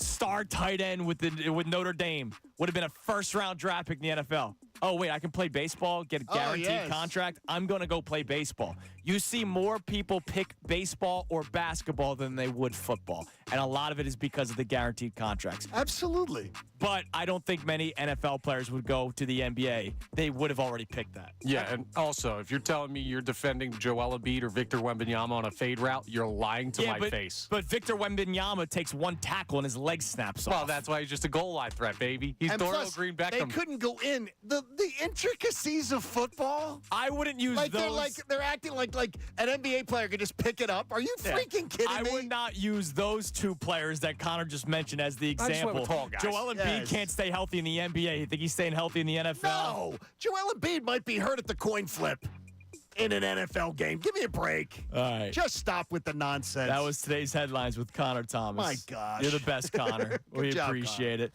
All right, let's head to the Comcast Business Hotline. Every day in business is a big day. Let Comcast Business help you move forward with what's next from Inside the Birds, and, of course, does all kinds of tremendous work here on 97.5 The Fanatic. Our man Andrew DeCecco joins us. What's up, Drew? How you doing today? Hey, good morning, guys. I'm doing well. Good to be with you. It is always a pleasure speaking with you. And you know what? Now that the draft has kind of died down a little bit, we're going to start getting into some other topics with you about the Eagles. But, Andrew, I first want to start talking about the fans because that's our main topic today. And my question for you today, Andrew DeCecco, is whether or not you think the fans, A, have an impact on the Eagles, and B, is it more positive or negative? And I have made the case that it is more positive. What do you think? I absolutely do feel that the fans have an impact on the sports teams in this city, Andrew. And I think it's largely positive when looking at it through the lens of the Eagles in terms of just demanding excellence, like you said. And I think it also speaks to, because they hold the team to a high standard, you see someone like a Jeffrey Lurie, who I think is a great owner, be able to make corrections, right? And be able to, whether it be through free agency, whether it be through the draft, or just allocating different resources to make sure that his team is in prime position to at least be a contender. For other teams, perhaps you could say that maybe they have a negative impact. But I will say this. Think about how powerful this is. As fans, you vote with your wallet. Whether if the team's good, you're going to be willing to pay an exorbitant fee to go see them, to travel to see them.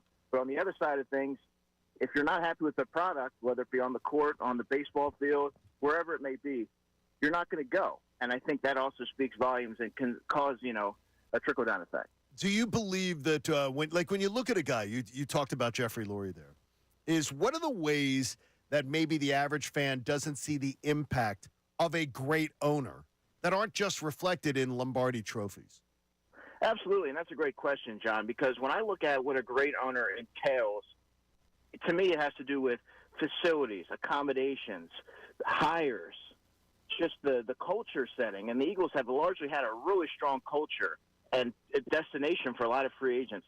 All those things are sort of baked into what I view to be a strong ownership. And on top of the 18 playoff appearances, 3 Super Bowls, the Lombardi Trophy, of course, and so on. So, Andrew, I'm going to ask you this question that I started this segment off. And I know that my chestiness has made me cringe. Bit me in the rear end in the past.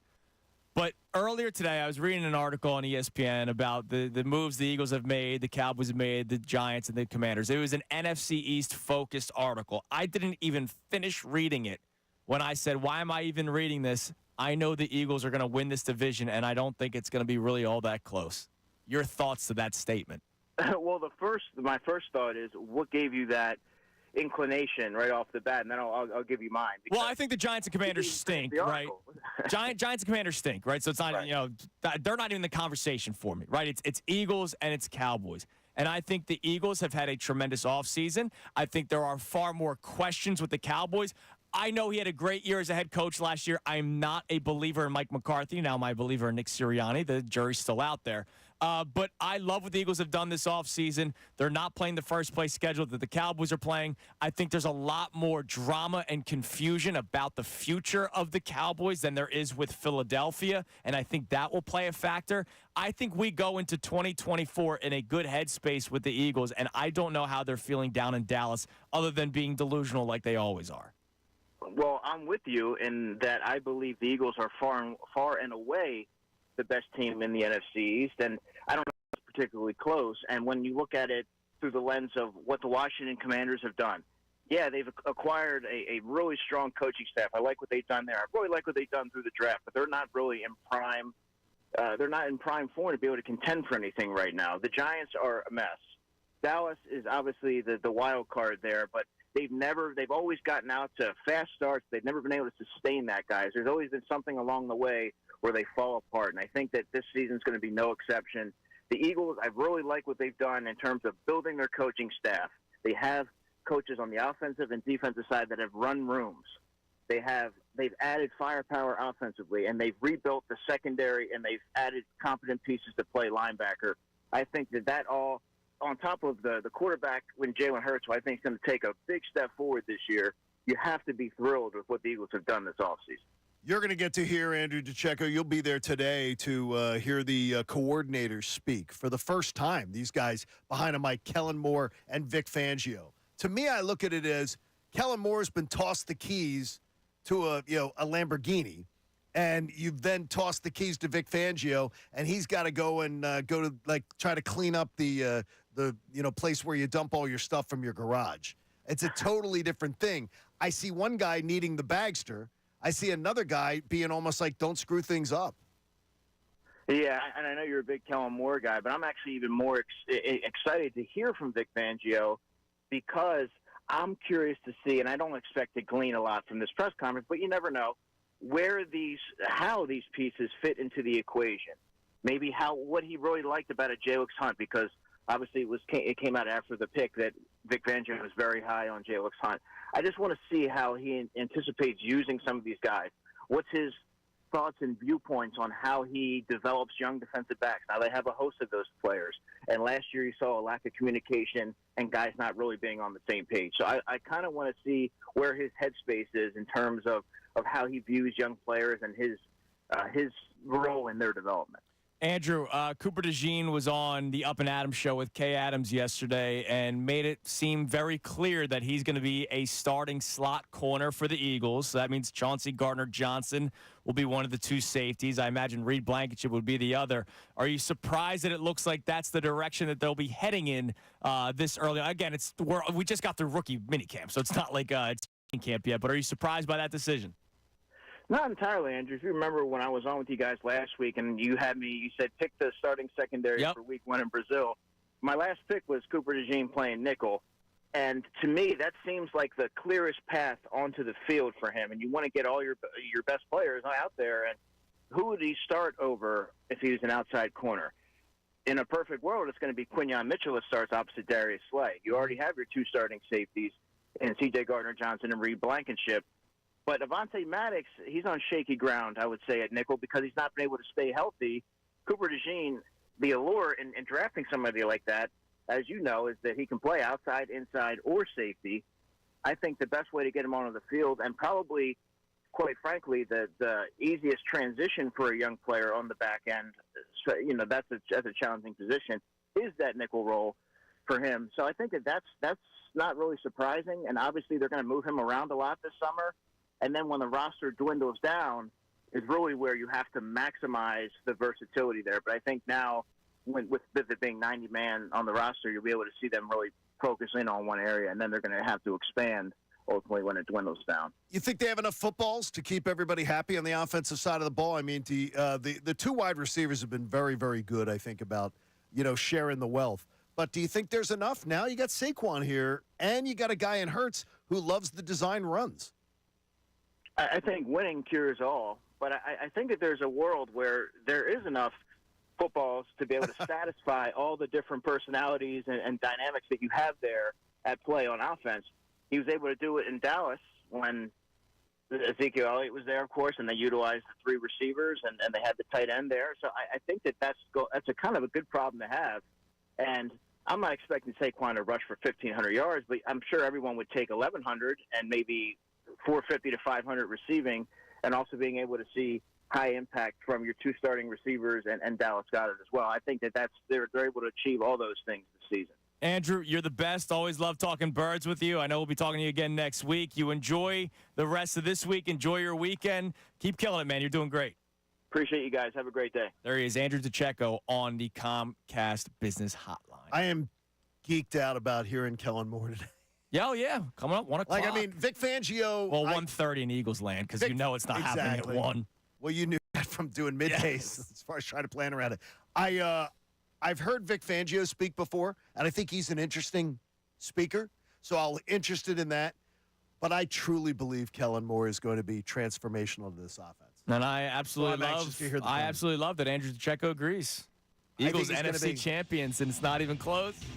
I think it's going to be NFC champions. NFC East, sorry. NFC East. No, I'm not going that far just yet. All right, we continue that conversation. I think the Eagles win this division handedly in my way too early chesty confidence statement on May 9th. That's chesty. It's extremely, look, I mean, we have to see how the season plays out. You guys stay healthy, blah, blah, blah, blah, blah. No, we're not basing it on health. No, you're just basing we're it not. Unless there's catastrophic injury, right. You're thinking the it's Eagles are winning this division, and I think it's going to be smooth sailing toward the end of the regular season. But coming up next, is Jeffrey Lurie a great owner? Absolutely, he's a great owner. One man in the world, however, says he's not.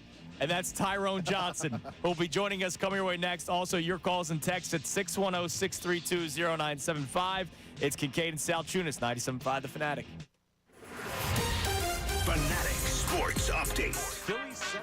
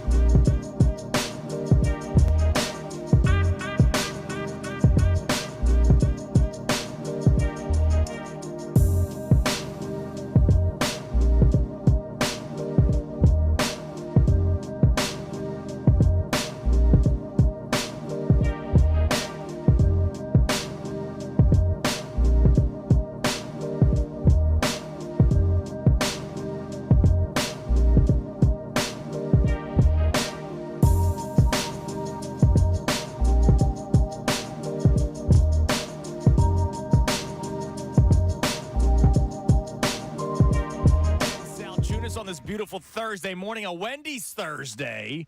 I want to thank our friends at Wendy's and, of course, Colin Newby. Thank you, Colin. Who made the drive over to pick up the food. But we just had the Wendy's breakfast burrito. You guys. Oh, my God, dude. I think here, Chandler and Joey, I'm sorry, Connor and Andrew should absolutely do food videos. Honestly, I think we would be Chandler and Joey. You are Chandler and Joey. Yeah, I think so. And, dude, it was freaking delicious, man. I crushed that burrito. You got and the best I'm the thing, married one. And so how, I'm Chandler. And yeah, Howard's much more Joey. And as he's eating here, it's how he's eating it. It's like Connor's like, a lot of things going on here. Yeah. Okay, there's a lot going on in this sandwich. This is good. This burrito. Well, you know what? You should go get that burrito with a $50 gift card. How about caller? You give the number this time. How about caller? I got married 7-7, so 7. Caller number 7 on the contest line, 215-263-0975. Caller number 7 will get our third $50 Wendy's gift card today. And right now at Wendy's, kickstart your morning with that new breakfast burrito I was just telling you about. Loads of bacon, seasoned potatoes, fresh cracked eggs, and more. It's a complete breakfast in one hand. So you would say it was great, not good. It was exceptional. It was elite. Okay, elite and great and good. I might say What do you think Tyrone would say if he was eating it with us? Well, he wouldn't eat it because it's got meat in it. Oh, he wouldn't eat it. You're right. Come on, man. But if he did try it, he'd call it elite, too. He would call it elite. You're right. All right, so I would love to hear from you on the phone line and text line, 610-632-0975, about my statement, whether it's a little overblown or a little too much, saying that the Eagles are going to win the division already on May 9th and by like 2 or 3 games. Yeah, maybe I'm on something right now. I don't know. Maybe it's that Wendy's breakfast burrito that got me fired up that made me say it. It's got you, though. But right now, we're going to head to the Comcast Business Hotline. You'll be able to hear them today, 2 o'clock, 2 to 6. And he hooks me in. I don't know. Look, I appreciate the content. Let's go to one Tyrone Johnson. Tyrone, let me first say this. I need to thank you, Tyrone. You know why? No.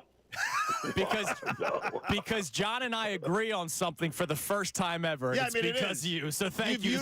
You've unified us, Tyrone. Thank you, Tyrone. That's very nice of you. Tyrone Johnson bringing people together. That's what you do. That's the campaign slogan. That's right. So you don't think that Jeff Lurie's a great owner? No, I think he's very good. And only in 2024 has very good become hate.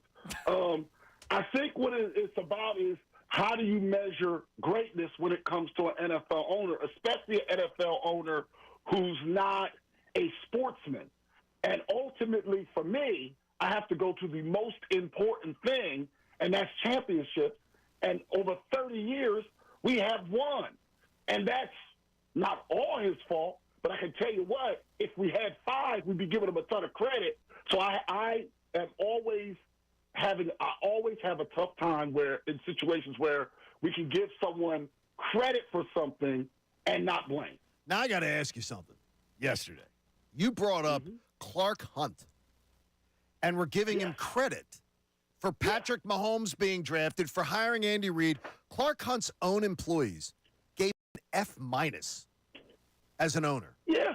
So, no. That matters. The people who work for him say this guy is, in NFL terms, is a relative slumlord. And he's not a good owner. He's a terrible owner. He's a guy who doesn't treat his employees right, doesn't have the best facilities, doesn't give them the advantages that other teams get. He's a bad owner, but he has championships. That's what I was having an issue with. Well, it's really Lamar Hunt. Clark Hunt is just the Nepo baby who just But here's the thing. The employees do matter, but I care first and foremost in everything I do about the fans, and those fans got to like the results of what's coming out of there. Like, I'm sorry, solar panels, wind turbines, people liking the facilities, that's all great stuff.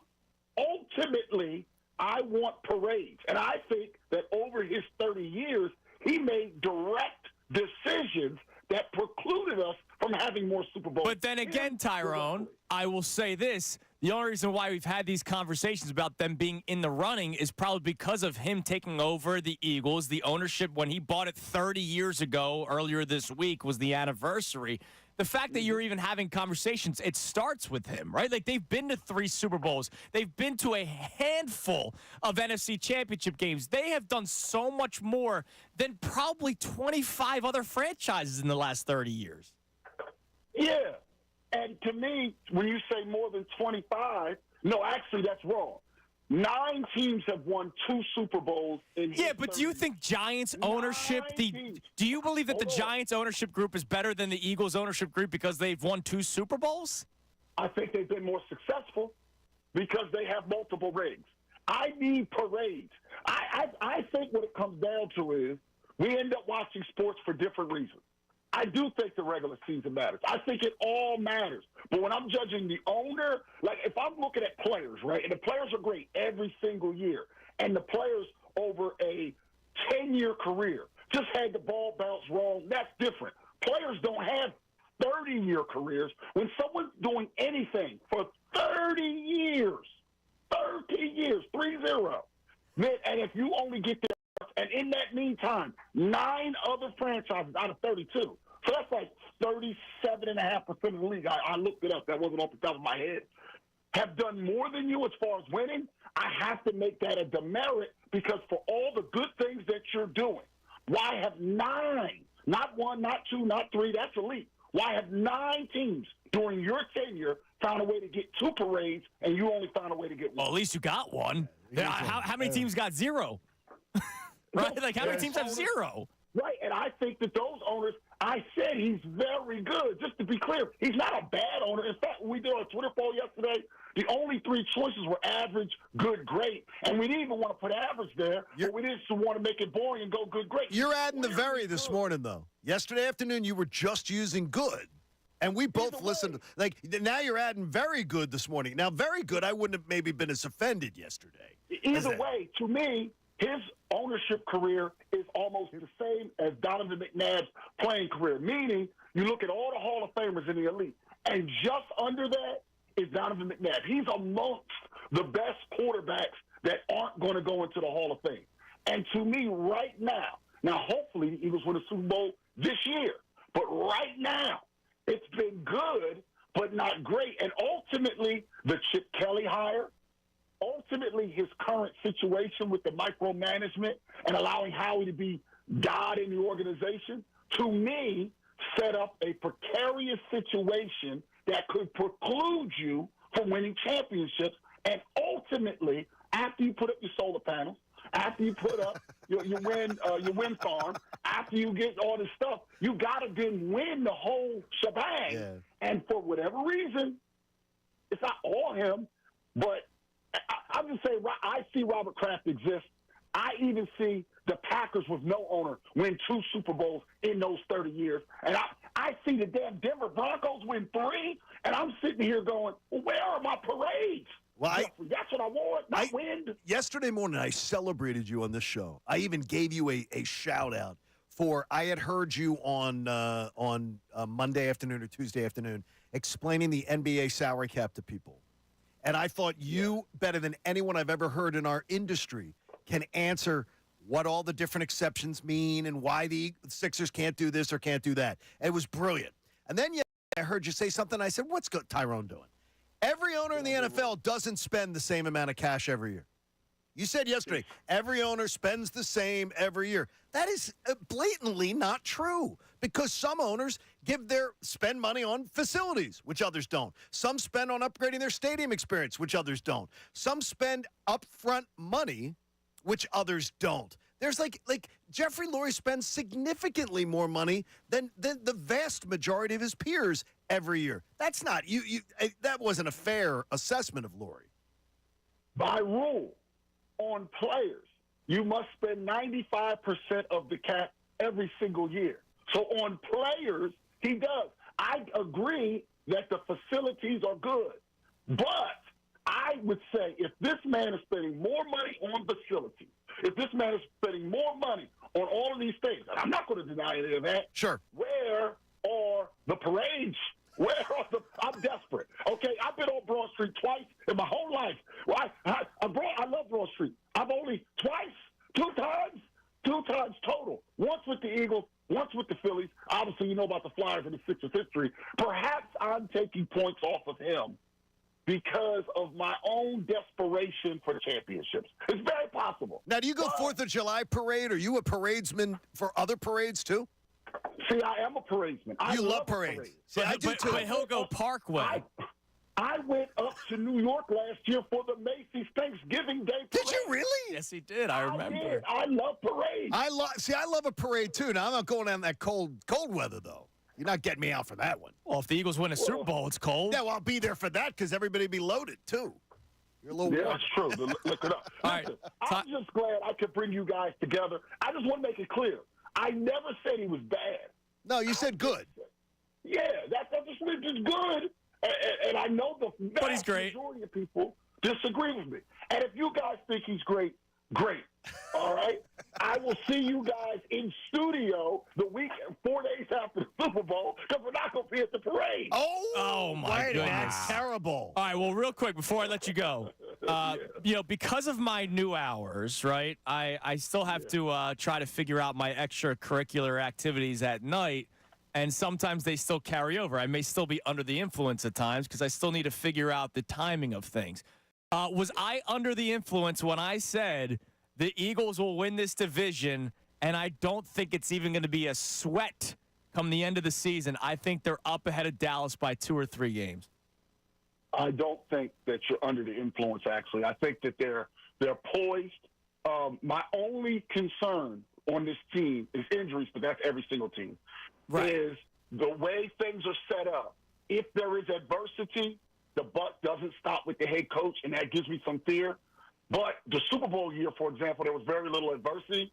I think they're so talented on the offensive end and now so athletic, although young, on the defensive side of the ball, that they're going to coast. And not that there'll be no adversity, but nothing to where there's another crisis where they're looking past the head coach. And as long as they don't look past Nick Sirianni, this team wins. Last year, unfortunately, they looked past them, and Howie didn't have the answers because the buck doesn't stop with him. Absolutely. That's my only concern with the Eagles, period, honestly. I think they're very good. My only concern is the buck stops with Howie and not the head coach. And most good teams, the buck stops with the head coach. All right, we'll be listening to you at 2 o'clock today, Tyrone. We always love listening, man. Have a great rest of your day. Appreciate you guys. There he is, Tyrone Johnson on the Comcast Business Hotline. So I think you're the one that's on the island. That I am? Yeah, DeCecco agrees with me. Tyrone agrees with me. I'm saying even when the Eagles are great, they don't blow away the Cowboys. And I believe the Eagles are going to be a great team this year. It's that with the Cowboys and with the Giants and the Commanders being terrible, I think that helps build up the Cowboys. I smell a wager. Oh, yes, we can do something. I'll do something like that. It's just a feeling that I got right now. Could be gas. I don't know. I just have a good feeling about the Eagles this season winning the division, and it's not really a sweat at the end. So I would love to hear your thoughts on that on the text line, 610-632-0975, also the call-in line. And coming up next, I told you we were going to get into this a little bit because it's now different because we're not involved. It's sad that a storyline in a playoff series is very similar to what we went through. It's Kincade and Salciunas, 97.5 The Fanatic. Now, around the bases with Andrew Salciunas on 97.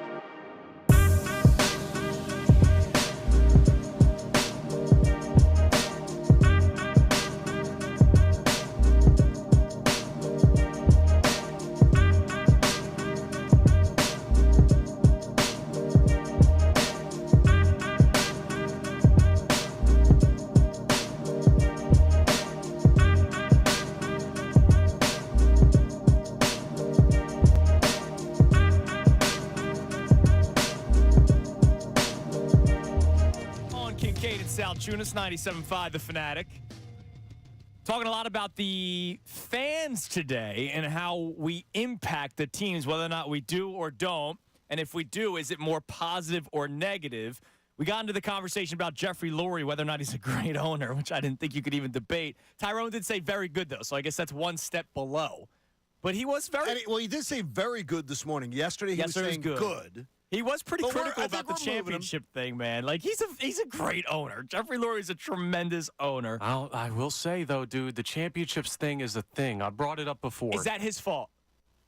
No, but it's not about fault, right? Like, it's almost... Tyrone's right. It's frustration.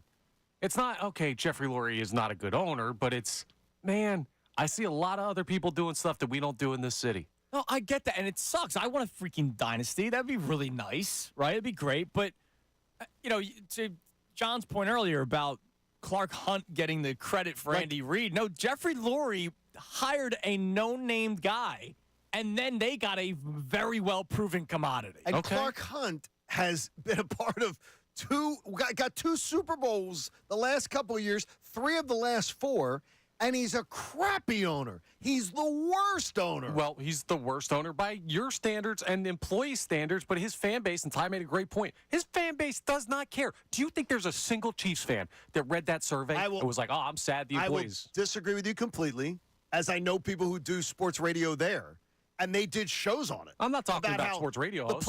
The players on the team feeling that way. I'm not talking about the players.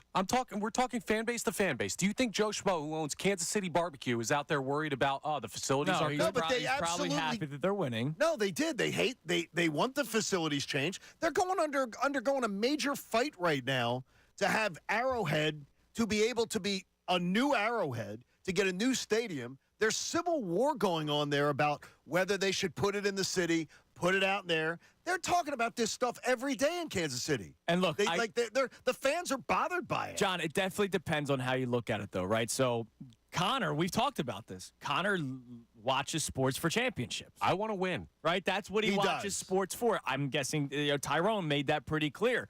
Because I think Jeffrey Lurie is a far better owner than the Maras in New York. Like, I don't think he's a much better owner. I don't think it's even freaking close.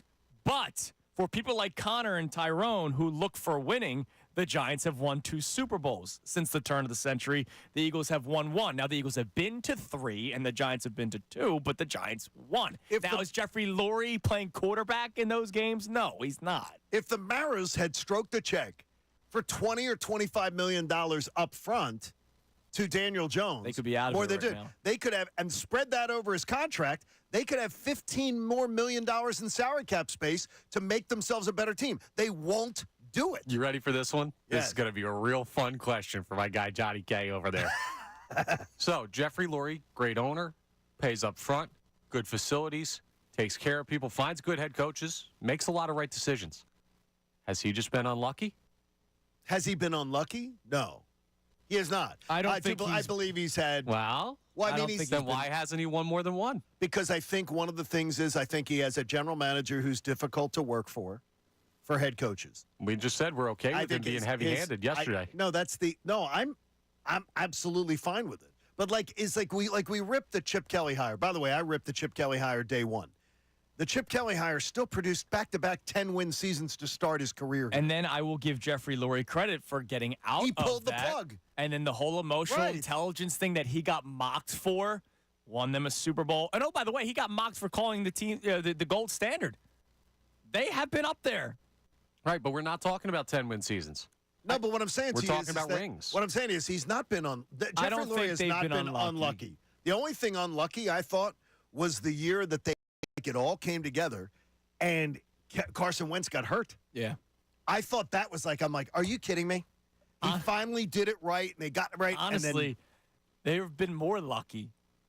The Super Bowl was a lot of luck involved. We've talked about the playoff game against the Saints. It doesn't even happen if there wasn't for the double doink. How about Keanu Neal? And you can thank me for that one. Yes, that was for Keanu Neal. He bought my house, and then he knocks the ball right to us. Hear what you're saying. 9 teams have multiple in this era. The only one the Eagles have, you just called lucky. Okay. So is he a great No, there owner? was luck involved. Well, Luck involved. But I There's don't luck consider- involved. Every I football got team you. has luck Just hear involved. what you're Every saying, football though. team has luck Every involved. team that wins, Except for the carries weight. Patriots. Every team that wins a championship usually can point to one of the biggest reasons of luck is not being banged up. Yeah. Is not being hurt. No, absolutely. And Like look, there is luck involved there is in luck staying involved healthy. in that. Yep.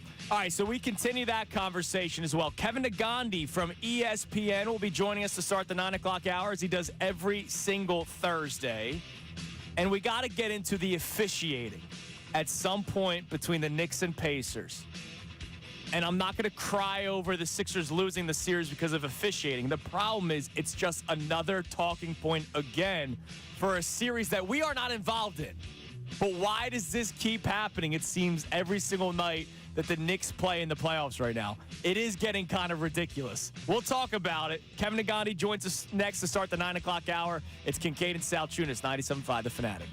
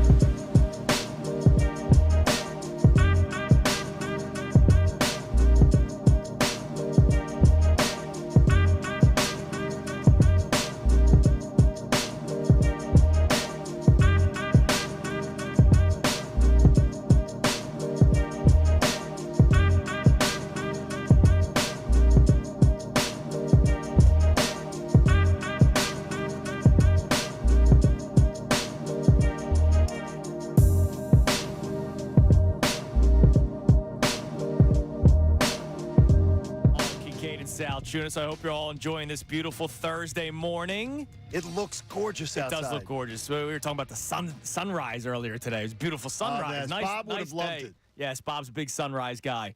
Dude, I didn't think about something, and it's a shame that I didn't ask Andrew DeCecco about it. What's that? But there's a player that was on the Eagles roster last season who might be in jeopardy. Okay, I can think of one answer, but it's probably not the one. I will hold on to that. Yes. We will get to it coming up in a little bit, but I didn't think about it until maybe last week when I was reading about certain players the Eagles acquired via the draft. Okay. But I kind of pushed it off, and now I just read a story from Andrew DeCecco that remind me of that thought I had last week. Interesting. But first, let's head to the Comcast Business Hotline. Every day in business is a big day. Let Comcast Business help you move forward with what's next. From ESPN, and of course, Temple made, Temple proud, the great Kevin Agandi joins us. Kevin, what's going on, man? How we doing? And first off, I want to start off by saying congratulations to John Kincade. Long overdue on the Lou Klein Awards. You should be celebrated and proud to call you an owl. Thank you, buddy. And it was a great, great night, and we had a lot of fun. And your name was invoked a few times, so it's good. That's always good. I hope in good taste. No, a couple. The one guy was drunk at the end of the bar. Says, "I hate that Nagandi." Was that me? It might have been you. It might have been Andrew. I was that He guy. was on his third old fashioned. Andrew really enjoyed the I night. had 3 before your speech. He enjoyed it. That helped enjoy the speech a little bit more. It was a great speech. There we go. Kevin, man, so today's been an interesting day. We've reached that point where we're not reacting to games right now. Obviously, Phillies games you can react to here and there, but now's the time to get creative with the topics and have the more thought-out conversations. And so I'm going to run a couple by you today that we've discussed. And the first thing that we were getting into was based off of something I said yesterday. So we are talking about the fans today and whether or not they truly make an impact to the teams. I'm not saying during a 20-0 run for a Sixers game or the Phillies having a rally in the ninth. I'm talking about putting pressure on ownership and GMs to build the right team. So I'll ask you, do we, the fans, make enough of an impact for the teams, and is it more positive or negative in your eyes? I think it can be positive. It can be negative. I think that for years, sometimes the fan base was taken for granted. And when a fan base decides to stop showing up and stop paying for tickets and stop paying for parking, then it grabs the ownership, the executive management's attention. I think we saw that with the Flyers a few years ago because that was a loyal fan base, maybe the most loyal out of all the major 4 pro sports teams in the entire area. And I'm even talking about Eagles fans because I'm saying there was a core group of Flyers fans that no matter what was going on, they would show up no matter what.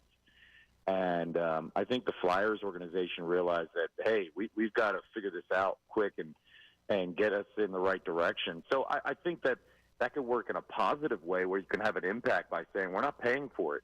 I think the Eagles fan base goes out and loses their mind, and the Eagles are fully aware of what the fan base needs and how to make sure that they have a contender year in and year out if they're going to show up. I think you can make a huge case that the Phillies ownership got that message in the middle part of last decade, right? Oh, yeah. When we lost the core 4 and it was the dog days, and you were saying, all right, if they're going to blow it up, they're going to blow it up and then come back. But then they're spending money because you see what has happened in the postseason the last 2 years, right? And you have an ownership that wants to spend the money. And I think when you hear what Daryl said, Daryl Morey and the Sixers, Daryl knows that this fan base is. I actually always have thought that we're a football town first, but deep down in the bottom of our souls, we love basketball. This is where Big 5 country is, and deep down, it has killed the Sixers fan base year in and year out. The heartbreak that we've gone through, and I think Daryl knows that. Hey, the time is now. The window is within 3 years, and you can see the impact that with those seats that were open and 2,000 tickets needed to be purchased, so the Knicks fans didn't invade in Game 6. That was a message and I think that we could affect the fan base. The fan base can affect the ownership and how they make decisions moving forward. It could have a positive effect. And listen, that positive effect plays a role here when what you see, in October, and baseball players, this is a place of destiny. They want a destination. They want to come here. They want to be here, right? Because they feel that energy through the TV and the players talk about it. So I think that plays a huge role in how ownership does things. Does that play a role on players? To a certain extent, but bottom line is, where's the money, right? Where's the coaching? Where can I put up my numbers? Where can I win? Those priorities, I think, play a bigger role. Daryl Morey texts you, and he says, Kev, I'm looking at the market out there, and I think the best thing to do would be to bring Paul George in here. And we're going to have to pay him big money and give him a long-term deal, but it's the best option out there. What would you text him back? I would text Daryl back saying, what does Joel think? Because I think that's how the organization is approaching things. What does Joel think? My concern in this whole Paul George thing is, are the Sixers basically a pawn in a game for Paul George to get a contract with the Clippers? That's my concern. And again, he's 34, right? I think the numbers are he's 34. 34. Look at how the Knicks have built this team, right? They built the team with a bunch of guys that understand roles, that come from winning championships at the college level, that will do anything and everything. And sometimes it's not a star every single night. The league, you've got to build a team with 2 stars regardless. If you have a third, great. But that third guy has to take a role where he's no longer a star. And look at the, big threes. They don't work a lot. I mean, they don't. Chris Bosh had to become like half the player he was because he had to make sure and defer to LeBron and D Wade, right? The big three dynamic is not that great. Like, Draymond is part of the big three when you look at the Warriors, but he wasn't a scorer, right? He was a facilitator. So my concern is that we've got 2 scorers. Who's going to be the facilitator to make it all work, specifically to make these first 2 guys, I think, in the peak of their careers, continue to shine. So I don't know where Paul George is as a type of facilitator. Is he that type of guy? We definitely need an athletic wing that is not afraid of big moments. And Daryl described that in his newser. He sure did. Does Paul George have that track record? I don't know. It doesn't seem like it on the NBA level. So I get what he's saying. I'm just going to say this, and just keep an eye on whether it's going to happen or not. I doubt it. But just keep an eye whether it's going to happen for the Sixers. I don't know. Just keep an eye on the Jimmy Butler market. I think Miami and Jimmy Butler are heading down towards a divorce, and what's going to happen, that will trigger, I think, a lot of dominoes in the entire NBA free agent market and how teams operate. Everybody's waiting to see what happens after Riley's comments. The organization has been fed up with Jimmy this entire season, so I'm kind of curious. And you saw Pat didn't hold back. And I will be very curious to see how the Jimmy Butler Miami Heat stuff plays out to have the domino effect on everybody else. Speaking of Kevin Nagandi on the Comcast Business Hotline, last one for you, Kevin. We always appreciate you coming on. These Sixers, I asked this question, or I made a statement yesterday, and John shockingly disagreed with me. Yep. I believe the Sixers are more unlucky than they are inept. Do you think the Sixers are an unlucky franchise since they started, being a playoff team again, right? The Joel Embiid starts playing again, Ben Simmons starts playing again, or do you think they've been more inept when it comes to trying to build a championship team? Wow, it's a really good question. But you've got to understand that Hinkie's whole design of, tanking, you collect lottery picks, right? And you're not going to hit on each one. They haven't hit on anybody but one. And when you look at the comparison with Sam Presti and the Thunder, and what they've done. Listen, they had a bigger plan than what the Sixers could have done, right? But Sam Presti could execute the whole thing throughout the process, right? The Sixers haven't had consistency to execute any of that through the process, right? Hinkie's gone. You give the opportunity, Colangelo, don't get me started. Then you see what happened when you gave the opportunity to Brett Brown to be a management thing and then Mikal Bridges thing. So they have missed on multiple picks. Nerlens Noel, you go to Okafor, you go to Markelle Fultz. They have missed on all these first-round lottery picks, and it has cost the Sixers. So I don't think it's being unlucky. I think it's just they haven't had any consistency. They haven't hit on the picks. I give Daryl Morey a ton of credit. I don't think he gets enough credit on hitting on Maxey, and he didn't hand that Tobias Harris contract out. They had to go through the whole thing. He didn't hand the Ben Simmons contract. He had to figure that out. Now going after James Harden, that was his thing, but he still got assets back. I'm not one of those that's, hey, Daryl Morey's the greatest thing in the world, but like Daryl Morey has dealt with the hand that he's had to figure out, and now it feels like this is now Daryl's time, and Daryl's fully aware of it. You've got 60-plus under the cap, and you got to figure it out with your two superstars. So now I feel like we can kind of judge Daryl Morey the right way after getting through cap hell and getting some of these contracts off the board, right? So I don't think it's unlucky, Andrew. I really don't, because, when we look at the Thunder, man, the Thunder have hit on every single one of their lottery picks, and you're like, whoa, whoa, whoa, whoa. You don't get that kind of luck here, and the Hinkie knew that.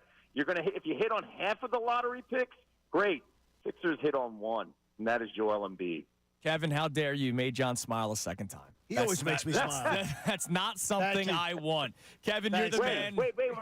Before you let me go, I actually want to hear John's discourse. I want to hear John's response to that. I want to hear your response. I think if you were talking about the Sixers having a small window of time where it was unlucky, I think it's been unlucky that there have been some injuries that have happened to, like we say, Joel Embiid breaking his face in the playoffs twice. But he was also in a game to break his face that was already in hand that Doc Rivers should have had him out of. That wasn't unlucky. Yeah. That was just dumb that he was in the game. I mean, there's things that I think the Sixers have had too long a period to be saying, boy, they're just unlucky. I don't buy it.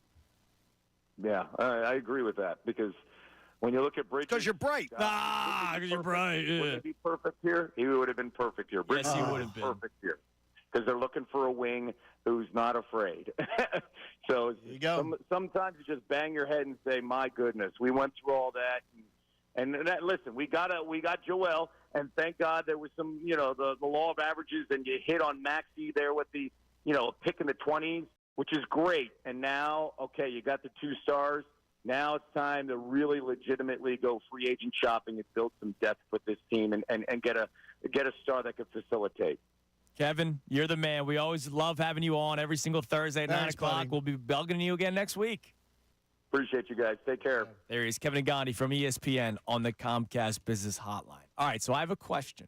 But first, I do want to get – we went away from the text line a little bit. I do want to check out what we have on the text line. And then I have a question about luck in sports. You can call in, text in 610-632-0975. Connor, what do we have on the text line today? So Dawood in the Northeast checks in on your chesty prediction about the NFC East and the Eagles winning it. Okay. He says, I firmly believe that if the Eagles were the all-Madden team and the other teams were Camden Catholic, Bishop Eustace, and Roman Catholic in this division, that somehow it'll be a dogfight every game simply because that's how this division usually goes over the last 20 or so years. That's Dawood. Dawood, man. Yeah. Man, that's a really well done piece. It's spot on. Even when the Eagles are great, it's never simple. They can be 13-3. Dallas will be 12-4. It just is. And plus, I think the Giants and the Commanders being so bad that helps Dallas to. It'll also help Eagles. Yeah, but it doesn't allow. It means they're going to be better teams. Other teams in other divisions won't have that luxury, right? To pad their record. All right, so I want to bring up luck in sports because we got into this conversation about the Sixers. Just asked Kevin about it. I would love to have talked to Kevin for the next 3 hours and go over this. The reason why I say the Sixers are unlucky is because they drafted two guys, one that just didn't want to play basketball anymore, another guy that forgot how to play basketball, and that's what the Sixers have gone through. To me, is unlucky. But if you want to say they should have evaluated Markelle Fultz better, okay, that's a fair thing. And Ben to make. Simmons. They didn't do their homework on Ben Simmons. Right. And 3 years into his career, everyone thought he was playing basketball, loving basketball, taking steps forward, and then it died. Yep. And he hasn't been the same since. So I can't even give you that. You're right. People were saying it. But then for I think 3 they've years, been proven correct. But for the first 3 years of his career, he was great. And you're also looking at these picks in a vacuum. Show me another franchise that has it happen twice to them in what, 3 years, 2 years? 3 years, yeah. That's why I say it just doesn't happen. They're unlucky, especially because every NBA. All right, fine. You want to say there were analysts that complained about Ben Simmons? Everybody was loving Markelle Fultz. Everybody. Oh, no, he was the consensus. Yes. He was And absolutely the consensus. he forgot how to shoot. And is now probably on his way out of Orlando. Like he's going to be on another team. Well, I don't think his shot, did not change. He always had a what? As far as he John. had a look when you watch a lot of the college highlights, there was a lot of John. what He couldn't shoot a free throw. I understand He whether shot it like sidearm. That's mental, correct? Yes, that's changing his shot. I don't care what changed it. That changed. That's mental. There was John, there was one time he's at the free throw line and he pump faked. He pump faked and then said, "Oh, I got to release." And he released and it was like he literally Do you think part of it was because I still think with Markelle Fultz it was all, especially when you're making up injuries. I think it was all up here. That it was all up here. Yeah, it was all I think mental. That's what I'm saying. I think it was all up there. And then mental he thing. like forgot. He was way Boggs. He forgot how to play. And just it fell apart. And that's unlucky. Right. Like that's unlucky. That's not Brian Colangelo. No, not Brian Colangelo. It was Brett Brown at the time, or Elton Brand, or was it Colangelo? I forget. Whoever drafted him, I can't blame him for it because everybody thought he was the consensus #1 overall pick, and he was going to be the perfect fit with Ben, right? Because he could, bring the ball up, or Ben could pass it to him, or Ben could go on the bench. He would have a point guard. Like we've gotten into numerous debates over James Harden, is that the Harden thing? No questions asked. It was the best deal out there for Daryl Morey to get. No critique, absolutely. And I gave him props for it the day he did the deal because it was the best deal available. But then people were talking themselves into that James Harden was somebody that he wasn't and kept being, well, James Harden's going to be different here. He's going to be different here. But when these people show you who they are, believe it. Believe it. He started playing point guard for the first time in his career and helped Joel Embiid win an MVP. And then the same things happen. Yep, we're talking about winning a championship. Yes, the same we're thing talking did about happen playoffs, at the end. and it happens. All right, so Paul George, by the way, same thing. What is luck in sports? Because you do get lucky. You also get unlucky. I think luck always should be first discussed amongst staying healthy, because there is some luck to staying healthy. Like when I truly believe if Rhys Hoskins doesn't get injured in a spring training game last spring in March, Rhys Hoskins would be the Phillies' first baseman right now. He would have gotten a contract extension. Unless he got paid big money somewhere else. I believe he would have gotten I believe they would have gone contract extension, everything like that. That's bad luck. That just changed. Rhys Hoskins it was a routine. It was a routine pop-up. Routine play. It was a non-contact injury. And like non-contact stuff. Like that's bad luck. People celebrate, the Eagles stay healthy because they don't practice hard in training camp and all this other stuff. Neither does probably 28 teams in the NFL. Nobody practices hard anymore in training camp, and other teams have injury issues. Well, the thing is the Eagles practice less, which is one of the things as was brought up the other day when we talked to Adam. Yeah. The Eagles practiced less the last 2 years than any team in the NFL. Now, that to me is not smart. That's not smart. No, even though they stayed healthy. Which, by the way, and nothing you do in August. I agree. Keeps you from getting injured in November. I agree. It's absurd. But there is luck. Look. What other luck do you think there's involved? Like as far as somebody is removed from your path can be luck. I go back to 2017. Right. Not only the Rams getting removed, but also the Saints getting removed. Yes. That was lucky for the Eagles. But there is also unlucky stuff that happens in sports. Okay, what's the unlucky? Well, Markelle Fultz forgetting how to play basketball is unlucky for a franchise. Or a franchise that maybe with another franchise, they would have had the proper approach with him that would have maybe figured it out. I don't know if Boston figured it out. I think Boston wanted Tatum the entire time. Because No. I'm talking about if Markelle Fultz had, let's say he'd been a Celtic. Let's say he'd been a any other organization, Yes. that maybe they would have helped him figure out his problems better than the Sixers did, because there are organizations that do really well about taking guys off the scrap heap and making them good again. Yeah, Maybe, but maybe not, that's yeah. dealing in fairy dust. Like, we can't have that conversation. That maybe this guy who forgot how to shoot a free throw if he was somewhere else, like, would have shot a free throw better in That Portland. another organization might have helped. I don't think that's fairy dust. I've seen it happen all the time with players. He's washed up. No, you've Goes to seen another team and bad they players remake. play better. This dude literally forgot how to play the game. Like, There's just no other comparison for it because it doesn't happen. If and that's why Joel it's bad luck. Embiid went to the Knicks and played 82 games, I don't think it's because the Knicks had better protocol with health. I think that would be unlucky for the Sixers. Or maybe early on in his career, he would have been held to a different standard of professionalism than he was held here, where he was allowed to. That could be true. You know, I mean, there's different, I different do organizations. think Joel Embiid and Ben Simmons were allowed to do whatever they wanted. And they weren't surrounded by some other players to hold them accountable. Yeah, I think so. But I'm saying him now at 31, if he were to go to a different team and play and stay healthy, I don't think It'd that's be because crazy. the Sixers team doctors were bad. I would think it would be unlucky. Let's continue that conversation. What is luck in sports? What is being unlucky in sports? You can call in and text in 610-632-0975. I know we have more texts coming in about all of our topics today. It's Kincade and Salciunas, 97.5 The Fanatic. Fanatic Sports Update. Phillies split with the Jays.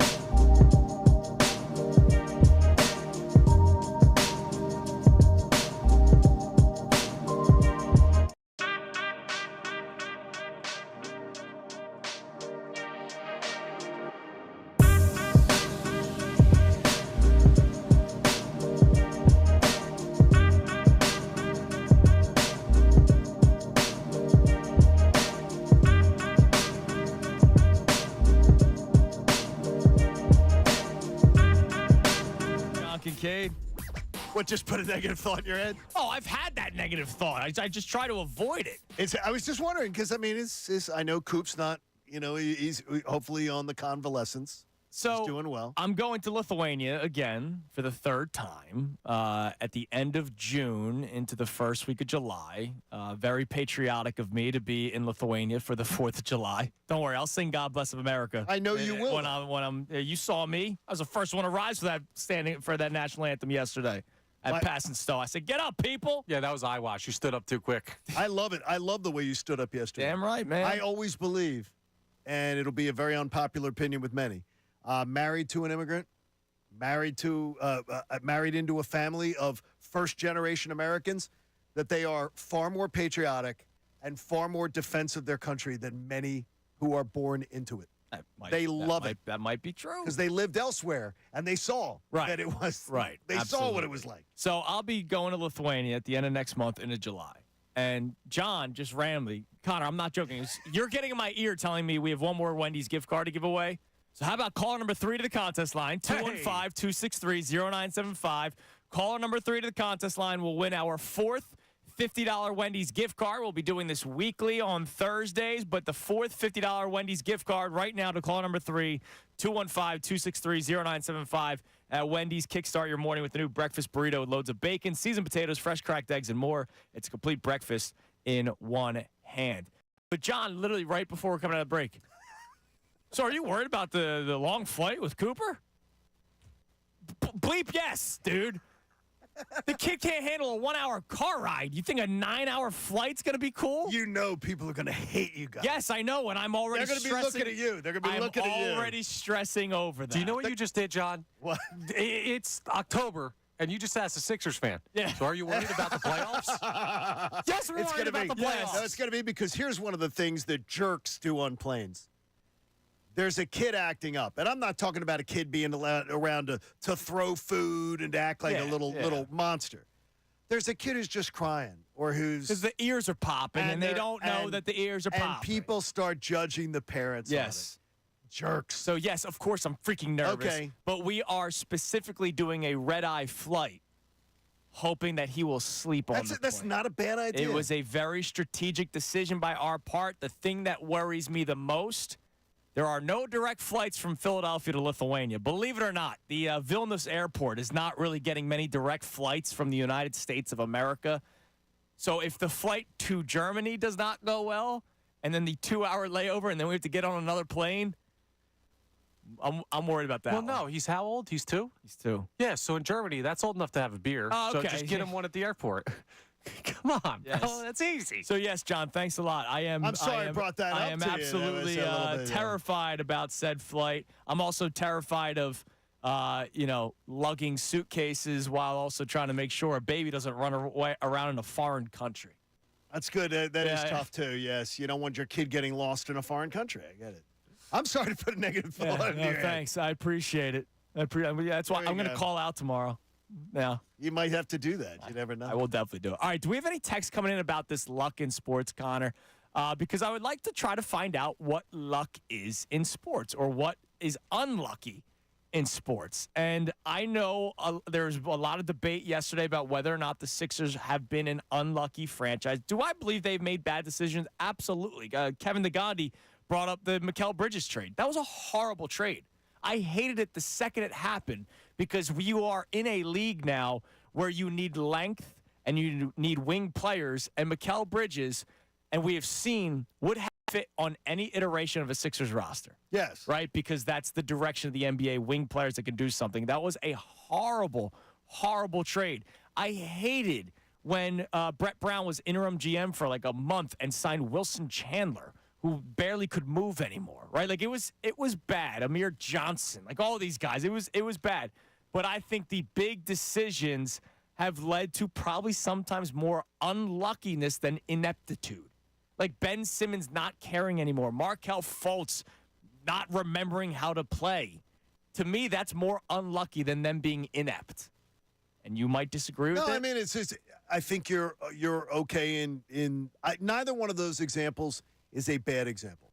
So I'll give you that. I'll tip the head. But what I would tell you is when an organization is this inept for a quarter of a century, not getting to the third round is just abysmal. No, it's terrible. That it's a lot more than bad luck. All right, so we have texts coming in there, Connor? We do, and I'm going to give you guys 3 of them to prove the point that I kind of like about this whole luck conversation. Okay. Right? These are 3 texts on luck. So he's skewing the responses. I'm not. These are 3 different people. No, it's I'm like not skewing anything. 3 different results. First one, unnamed, first-time texter, by the way. Appreciate that. Says, hey, guys, I think that Rhys Hoskins' injury was actually lucky for the Phillies because without his injury, Bryce has to DH and Kyle has to play the outfield. The team, I think, was better with Kyle in the DH and Harper at first. Now, we know for a fact that Rob Thompson thinks that text is incorrect. Okay. As Rob Thompson said flat out on the record, this team would be better with Rhys Hoskins in the He lineup. also said that in with spring him at training. first base. Well, he did say it. In And spring he training. actually believes this team would be better off with that way. Right now, 26 No, and I get 11? you. I get you. 26 and 12. I think he's happy, but No, I think he's happy with that, but he did say it. Here's what's actually the lucky part. Not that Schwarber DH'd. It was that Harper could play. Right? Because Harper first comes back as the DH because of his injury, and then he eventually plays first base because he can't throw. And boy, did he play well. Yeah, he did. So it actually did kind of work out for the Phillies. If you were saying, if you think Bryce Harper, and duh, he is the best player on the team, then it was lucky for them last year. But, and that's only text 1 out of 3. Okay. General idea, that's a person who disagrees about a level of luck and the type of luck it was. Another texter, Eric in Delaware, says, sports, Durant's toe barely being on the 3-point line against the Bucks was incredibly unlucky. We'd be talking about Giannis completely different because the Bucks don't win a ring and that Nets team doesn't blow up. The whole NBA is different. So it's hard to agree with that. Here's the one that really proves it, right? The third text. Unnamed texter, but luck is something that humans have no control over, like shuffling a deck of cards. Luck is such a subjective thing. It is. It's almost impossible to determine what's lucky, what's unlucky, Yeah, but you know what's what's humanly unlucky? controlled, All right. what's not. If Kawhi hits that shot and it's a swish, And this is my point. We go, wow. I mean, Kawhi was playing out of his mind. Of course he swished that shot. That would be totally different. But the fact that it bounced 4 times before going in is unlucky for the Sixers. Well, like when you say luck, I think we use luck way too often in all walks of life. I think that's true. This person's lucky because we tend to discount people's accomplishments or otherwise. I agree. Because we say that they're lucky. Right. Oh, they were so lucky. I think a lot of people make their own luck. And I think a lot of people think that they have more effect over things than they do. We take credit. Like what? We take credit for stuff that we think we create when sometimes we needed a lot of things to fall our way that we never see. Oh, yeah. So here's what I will say. Here's how I determine luck. You know it when you see it. If your initial reaction was, oh, my God, that shot was lucky as anything, probably was. If you go, wow, that was really unlucky, it probably was. You have to trust your gut. It's very similar to what you just said there is my criteria with Hall of Fames. If there's any debate on whether here's the Hall of Fame debate for this player. Right. They're not a Hall of Famer. They're not a Hall of Famer. If there's any debate about whether a person is a Hall of Famer, they're not a Hall of Famer. They're not. If you have to debate it, they're not. Well, hold on a second. Hall of Famer, but there are people that try to and I'm not talking diminish about a player. Like Jimmy Rollins, to me, should be in the Hall of Fame. Well, I think he should be in the Hall of Fame. Me too. But I know people debate that he should not be because, well, his numbers and blah, blah, blah, his WAR. Oh, Chase Utley's WAR is better. That's why he should be in the Hall of Fame, not Jimmy. Well, when I hear somebody tell me that Chase should be in more likely than Jimmy, I honestly, my listening ears go off. But statistically, people could make the case, whereas those of us who lived and died with the Phillies know that Jimmy was the leader of that clubhouse, right? He was the guy that brought the team back to life. An all-time hits leader for a franchise. Right. There's things that matter. But because his WAR isn't that good. But the thing, I always do believe, though, that there is I believe there could be debate on Jimmy Rollins, though. There could be debate. But so because that makes it then that makes you think that he's not. Yeah, that makes it, and that leans me to that. And you don't know how much I would write down Jimmy Rollins' name in 2 seconds. And I would never consider writing down Chase Utley's. Never. I would consider as a baseball Hall of Famer? No. I would consider Phillies, one of the greatest Phillies ever? Yes. I would consider it, but I go J-Roll first. I go Jimmy Rollins all first. day long I would. But I know there's a lot of people that go Chase first. Do you guys feel the same way, though? I mean, about luck. I mean, do you feel the same way that, like, people like Connor, you're saying there, where people, maybe if it's, I think it's the best explanation of luck, and I'm going to give you credit there. The best sort of definition of talking about luck that I've ever heard. I think that's really good. Yeah, well, I'm lucky you feel that way. Good job, if we all just go, if your first reaction is, damn, that is so lucky, then maybe that's what luck is. It's the only way because there's no science to it. Look, 2 days ago was the NHL draft lottery. It would have been very lucky if the Flyers got the second overall pick. Yeah, not like the NBA draft lotteries that they fixed. Very similar. But I'll tell you Bob Cooney said that's not true. Frozen envelopes. Bob Cooney was in there. He said it's not true. That's not sports luck.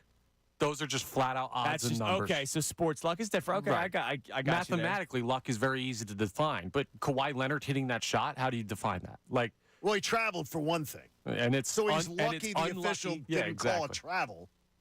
Well, right. It was it's a distinct travel. Well, speaking of, the Knicks, right? We haven't really talked about it that much today.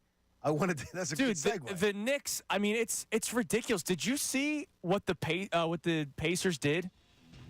The Pacers sent in, I read this from 49, right? 49 after game 2. But after game 1, they sent in 29. The Pacers have sent in 78 total incorrect, either missed or bad calls to the NFL or the NBA officiating from the first 2 games of this series. And I know the Sixers aren't in it anymore, so I feel more comfortable to say it. Whatever the hell is going on with the officiating in these series have been abysmal. And it's not like we don't know officials have been involved in manipulating games before. And when Rick Carlisle is talking about how small market teams deserve a chance, he's probably thinking the exact same thing, Johnny. I mean, dude, there was an official last year that had to retire because his family was Celtics fans. A little fishy. All right, coming up next, the Kincade Salciunas Key 3. And I want Amy Fadul and Bill Colarulo, who are filling in for Bob, to do rock, paper, scissors during the commercial break. And the winner gets to be lucky enough to do the crossover with us. It's Kincade Salciunas, 97.5 The Fanatic. Bob Cooney. The voice of the Philadelphia Phillies.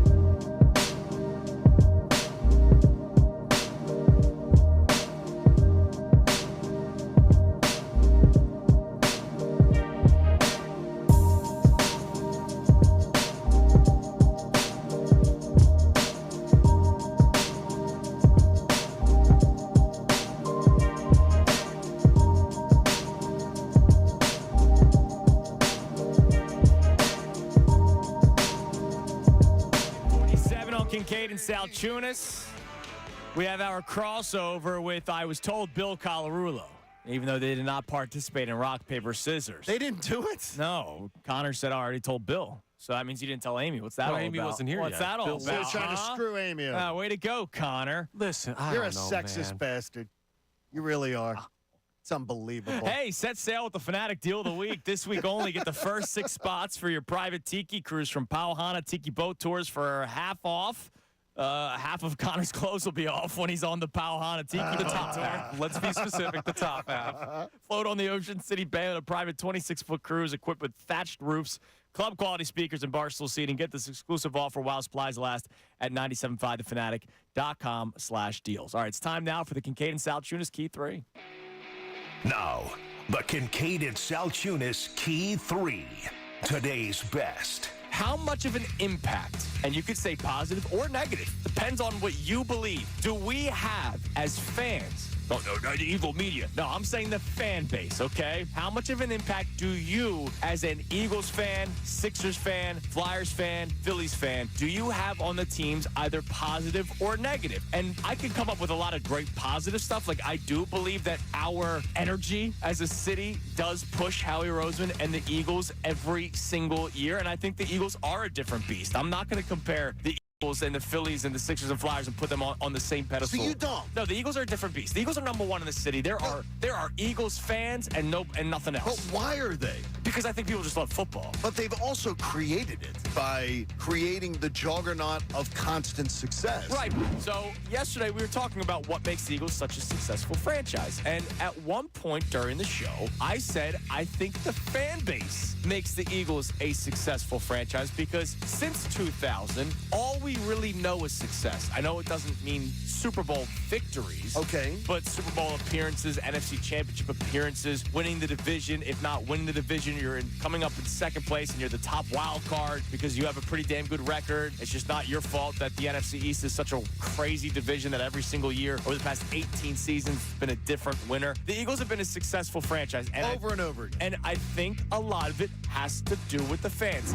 Yesterday, Phillies, they lose to the Blue Jays. Sorry we ruined it. Connor blames me. Yeah, you left. Because I left. When you had a sick child. I had a sick child, Connor, and it was For God's sakes, Connor. This next generation's so soft. I believe it was 0-0 when I left, not 5-3. Yeah, exactly. 0-0. They were tied, and you left, and it fell apart. Guardman Andrew Checo joins us. I absolutely do feel that the fans have an impact on the sports teams in this city, Andrew. And I think it's largely positive when looking at it through the lens of the Eagles in terms of just demanding excellence. I know I'm not the biggest Aaron Nola fan. You know, I'd point that out. We do have to relax, though. There was outrage about Nola's start yesterday. Look, this is a typical Nola season. Got to get the ball down in the strike zone, and he just won't learn it. There were pitches yesterday. Now, when you're at the game, we're at a little bit of a distance, so you don't see it the same way. Watching the highlights, he's doing letter-high fastballs, and what do you expect? You know, you can always look to the Eagles and always get excited. You're wearing your Eagles polo today, right? Wearing little Eagles You're today. always ready to rock the birds because you know every single year they are going to either be Super Bowl contenders or you're going to be thinking that the arrow is pointing up for the franchise for years to come, right? It seems that way. It's my whole life. It does seem that way, that there's always optimism. Right. It's been my whole life, John. It's amazing. Or at least since the turn of the century. Screw you on that, you young people. When I was really cognizant of sports, you know, since the turn of the century, it's been pretty freaking awesome. You're spoiled with brats. the Eagles. I am. I've said it all the time. You are spoiled brats. I admit to it. I don't run and hide from it. I am freaking And spoiled. I don't think you guys appreciate it enough. From ESPN, and of course, Temple made, Temple proud, the great Kevin Agandi. I'm not one of those that, hey, Daryl Morey's the greatest thing in the world, but like Daryl Morey dealt with the hand that he's had to figure out, and now it feels like this is now Daryl's time, and Daryl's fully aware of it. You've got 60-plus under the cap, and you've got to figure it out with your two superstars. So now I feel like we can kind of judge Daryl Morey the right way after getting through cap hell and getting some of these contracts off the board. So Ranger Suarez now we consider to be what Aaron Nola should aspire to be more like. That's amazing to me. No, it should be. He should aspire. There were the who's the game two starter conversations. And there better be. The Sixers haven't figured out what Middleton's figured out, what Laurie's figured out. The Flyers. There's figured out. No, it's I'm saying it. No, but the Flyers but have you're saying it like in a positive way, what the Flyers are doing, but you ripped the Sixers. It's the exact same freaking approach. No, now it's not. Now they're trying to put put lipstick on the pig. Why is it They're not? We don't know that. The off season hasn't even started yet. All right, that's the Kincade and Salciunas Key 3, the 3 best minutes from today's show. By the way, head to 975thefanatic.com and enter for a chance to win $2,000 for mom in the Mother's Day Nationwide contest, sponsored by Polites Florists. Make mom's Mother's Day special with beautiful flowers from Polites Florists, now with 3 locations to serve you. Visit politesflorist.com. Bob Cooney out today. Okay, just today. Bill Colarulo filling in with Amy Fadul. Billy, what's up, man? What's going on, guys? How are you today? I'm doing great. Excited for the show. Me and Amy, full 4 hours. Well, maybe 4 hours. We're going to broadcast the press conferences of the offensive coordinator, that's right. defensive coordinator. So it's a foot up. So it's 1 o'clock literally hour. putting up your feet. You're just listening. Well, that's assuming that they do it on time, which the Eagles never do. Dude, why? What's wrong with them? I have no idea. Look, as the man who did middays for a long time here, I as a host / producer, they're never freaking on time. It's because their owner's only good, not great. Here we go. I will tell you. Don't get us started. There's nothing worse to me, too, than people who don't respect my time. But I think the Eagles do a fine job on a lot of things. Time management is not necessarily their skill, though. Also, during the game when Andy was the head coach, wow, we are just Terrible great time at management. this.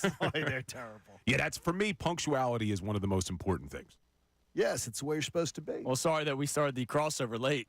What's up? What are you talking about What do you today? got coming on today? So we're going to do some Eagles talk. A lot of people are talking about in Howie we trust right now after free agency and the draft. But my question is, do we trust Sirianni and Jalen Hurts? So we're going to get into that. And then what we want to learn from the offensive coordinator and defensive coordinator today. That's a big one. I can't wait. I wrote a piece on 975thefanatic.com, listed the questions I want to ask. I just read it. There we go. Whose offense is it? Better be Kellen's. Oh, and I asked that. I better know that. I'll We'll be tell right listening, early Bill. on. Hey, thank you, Billy.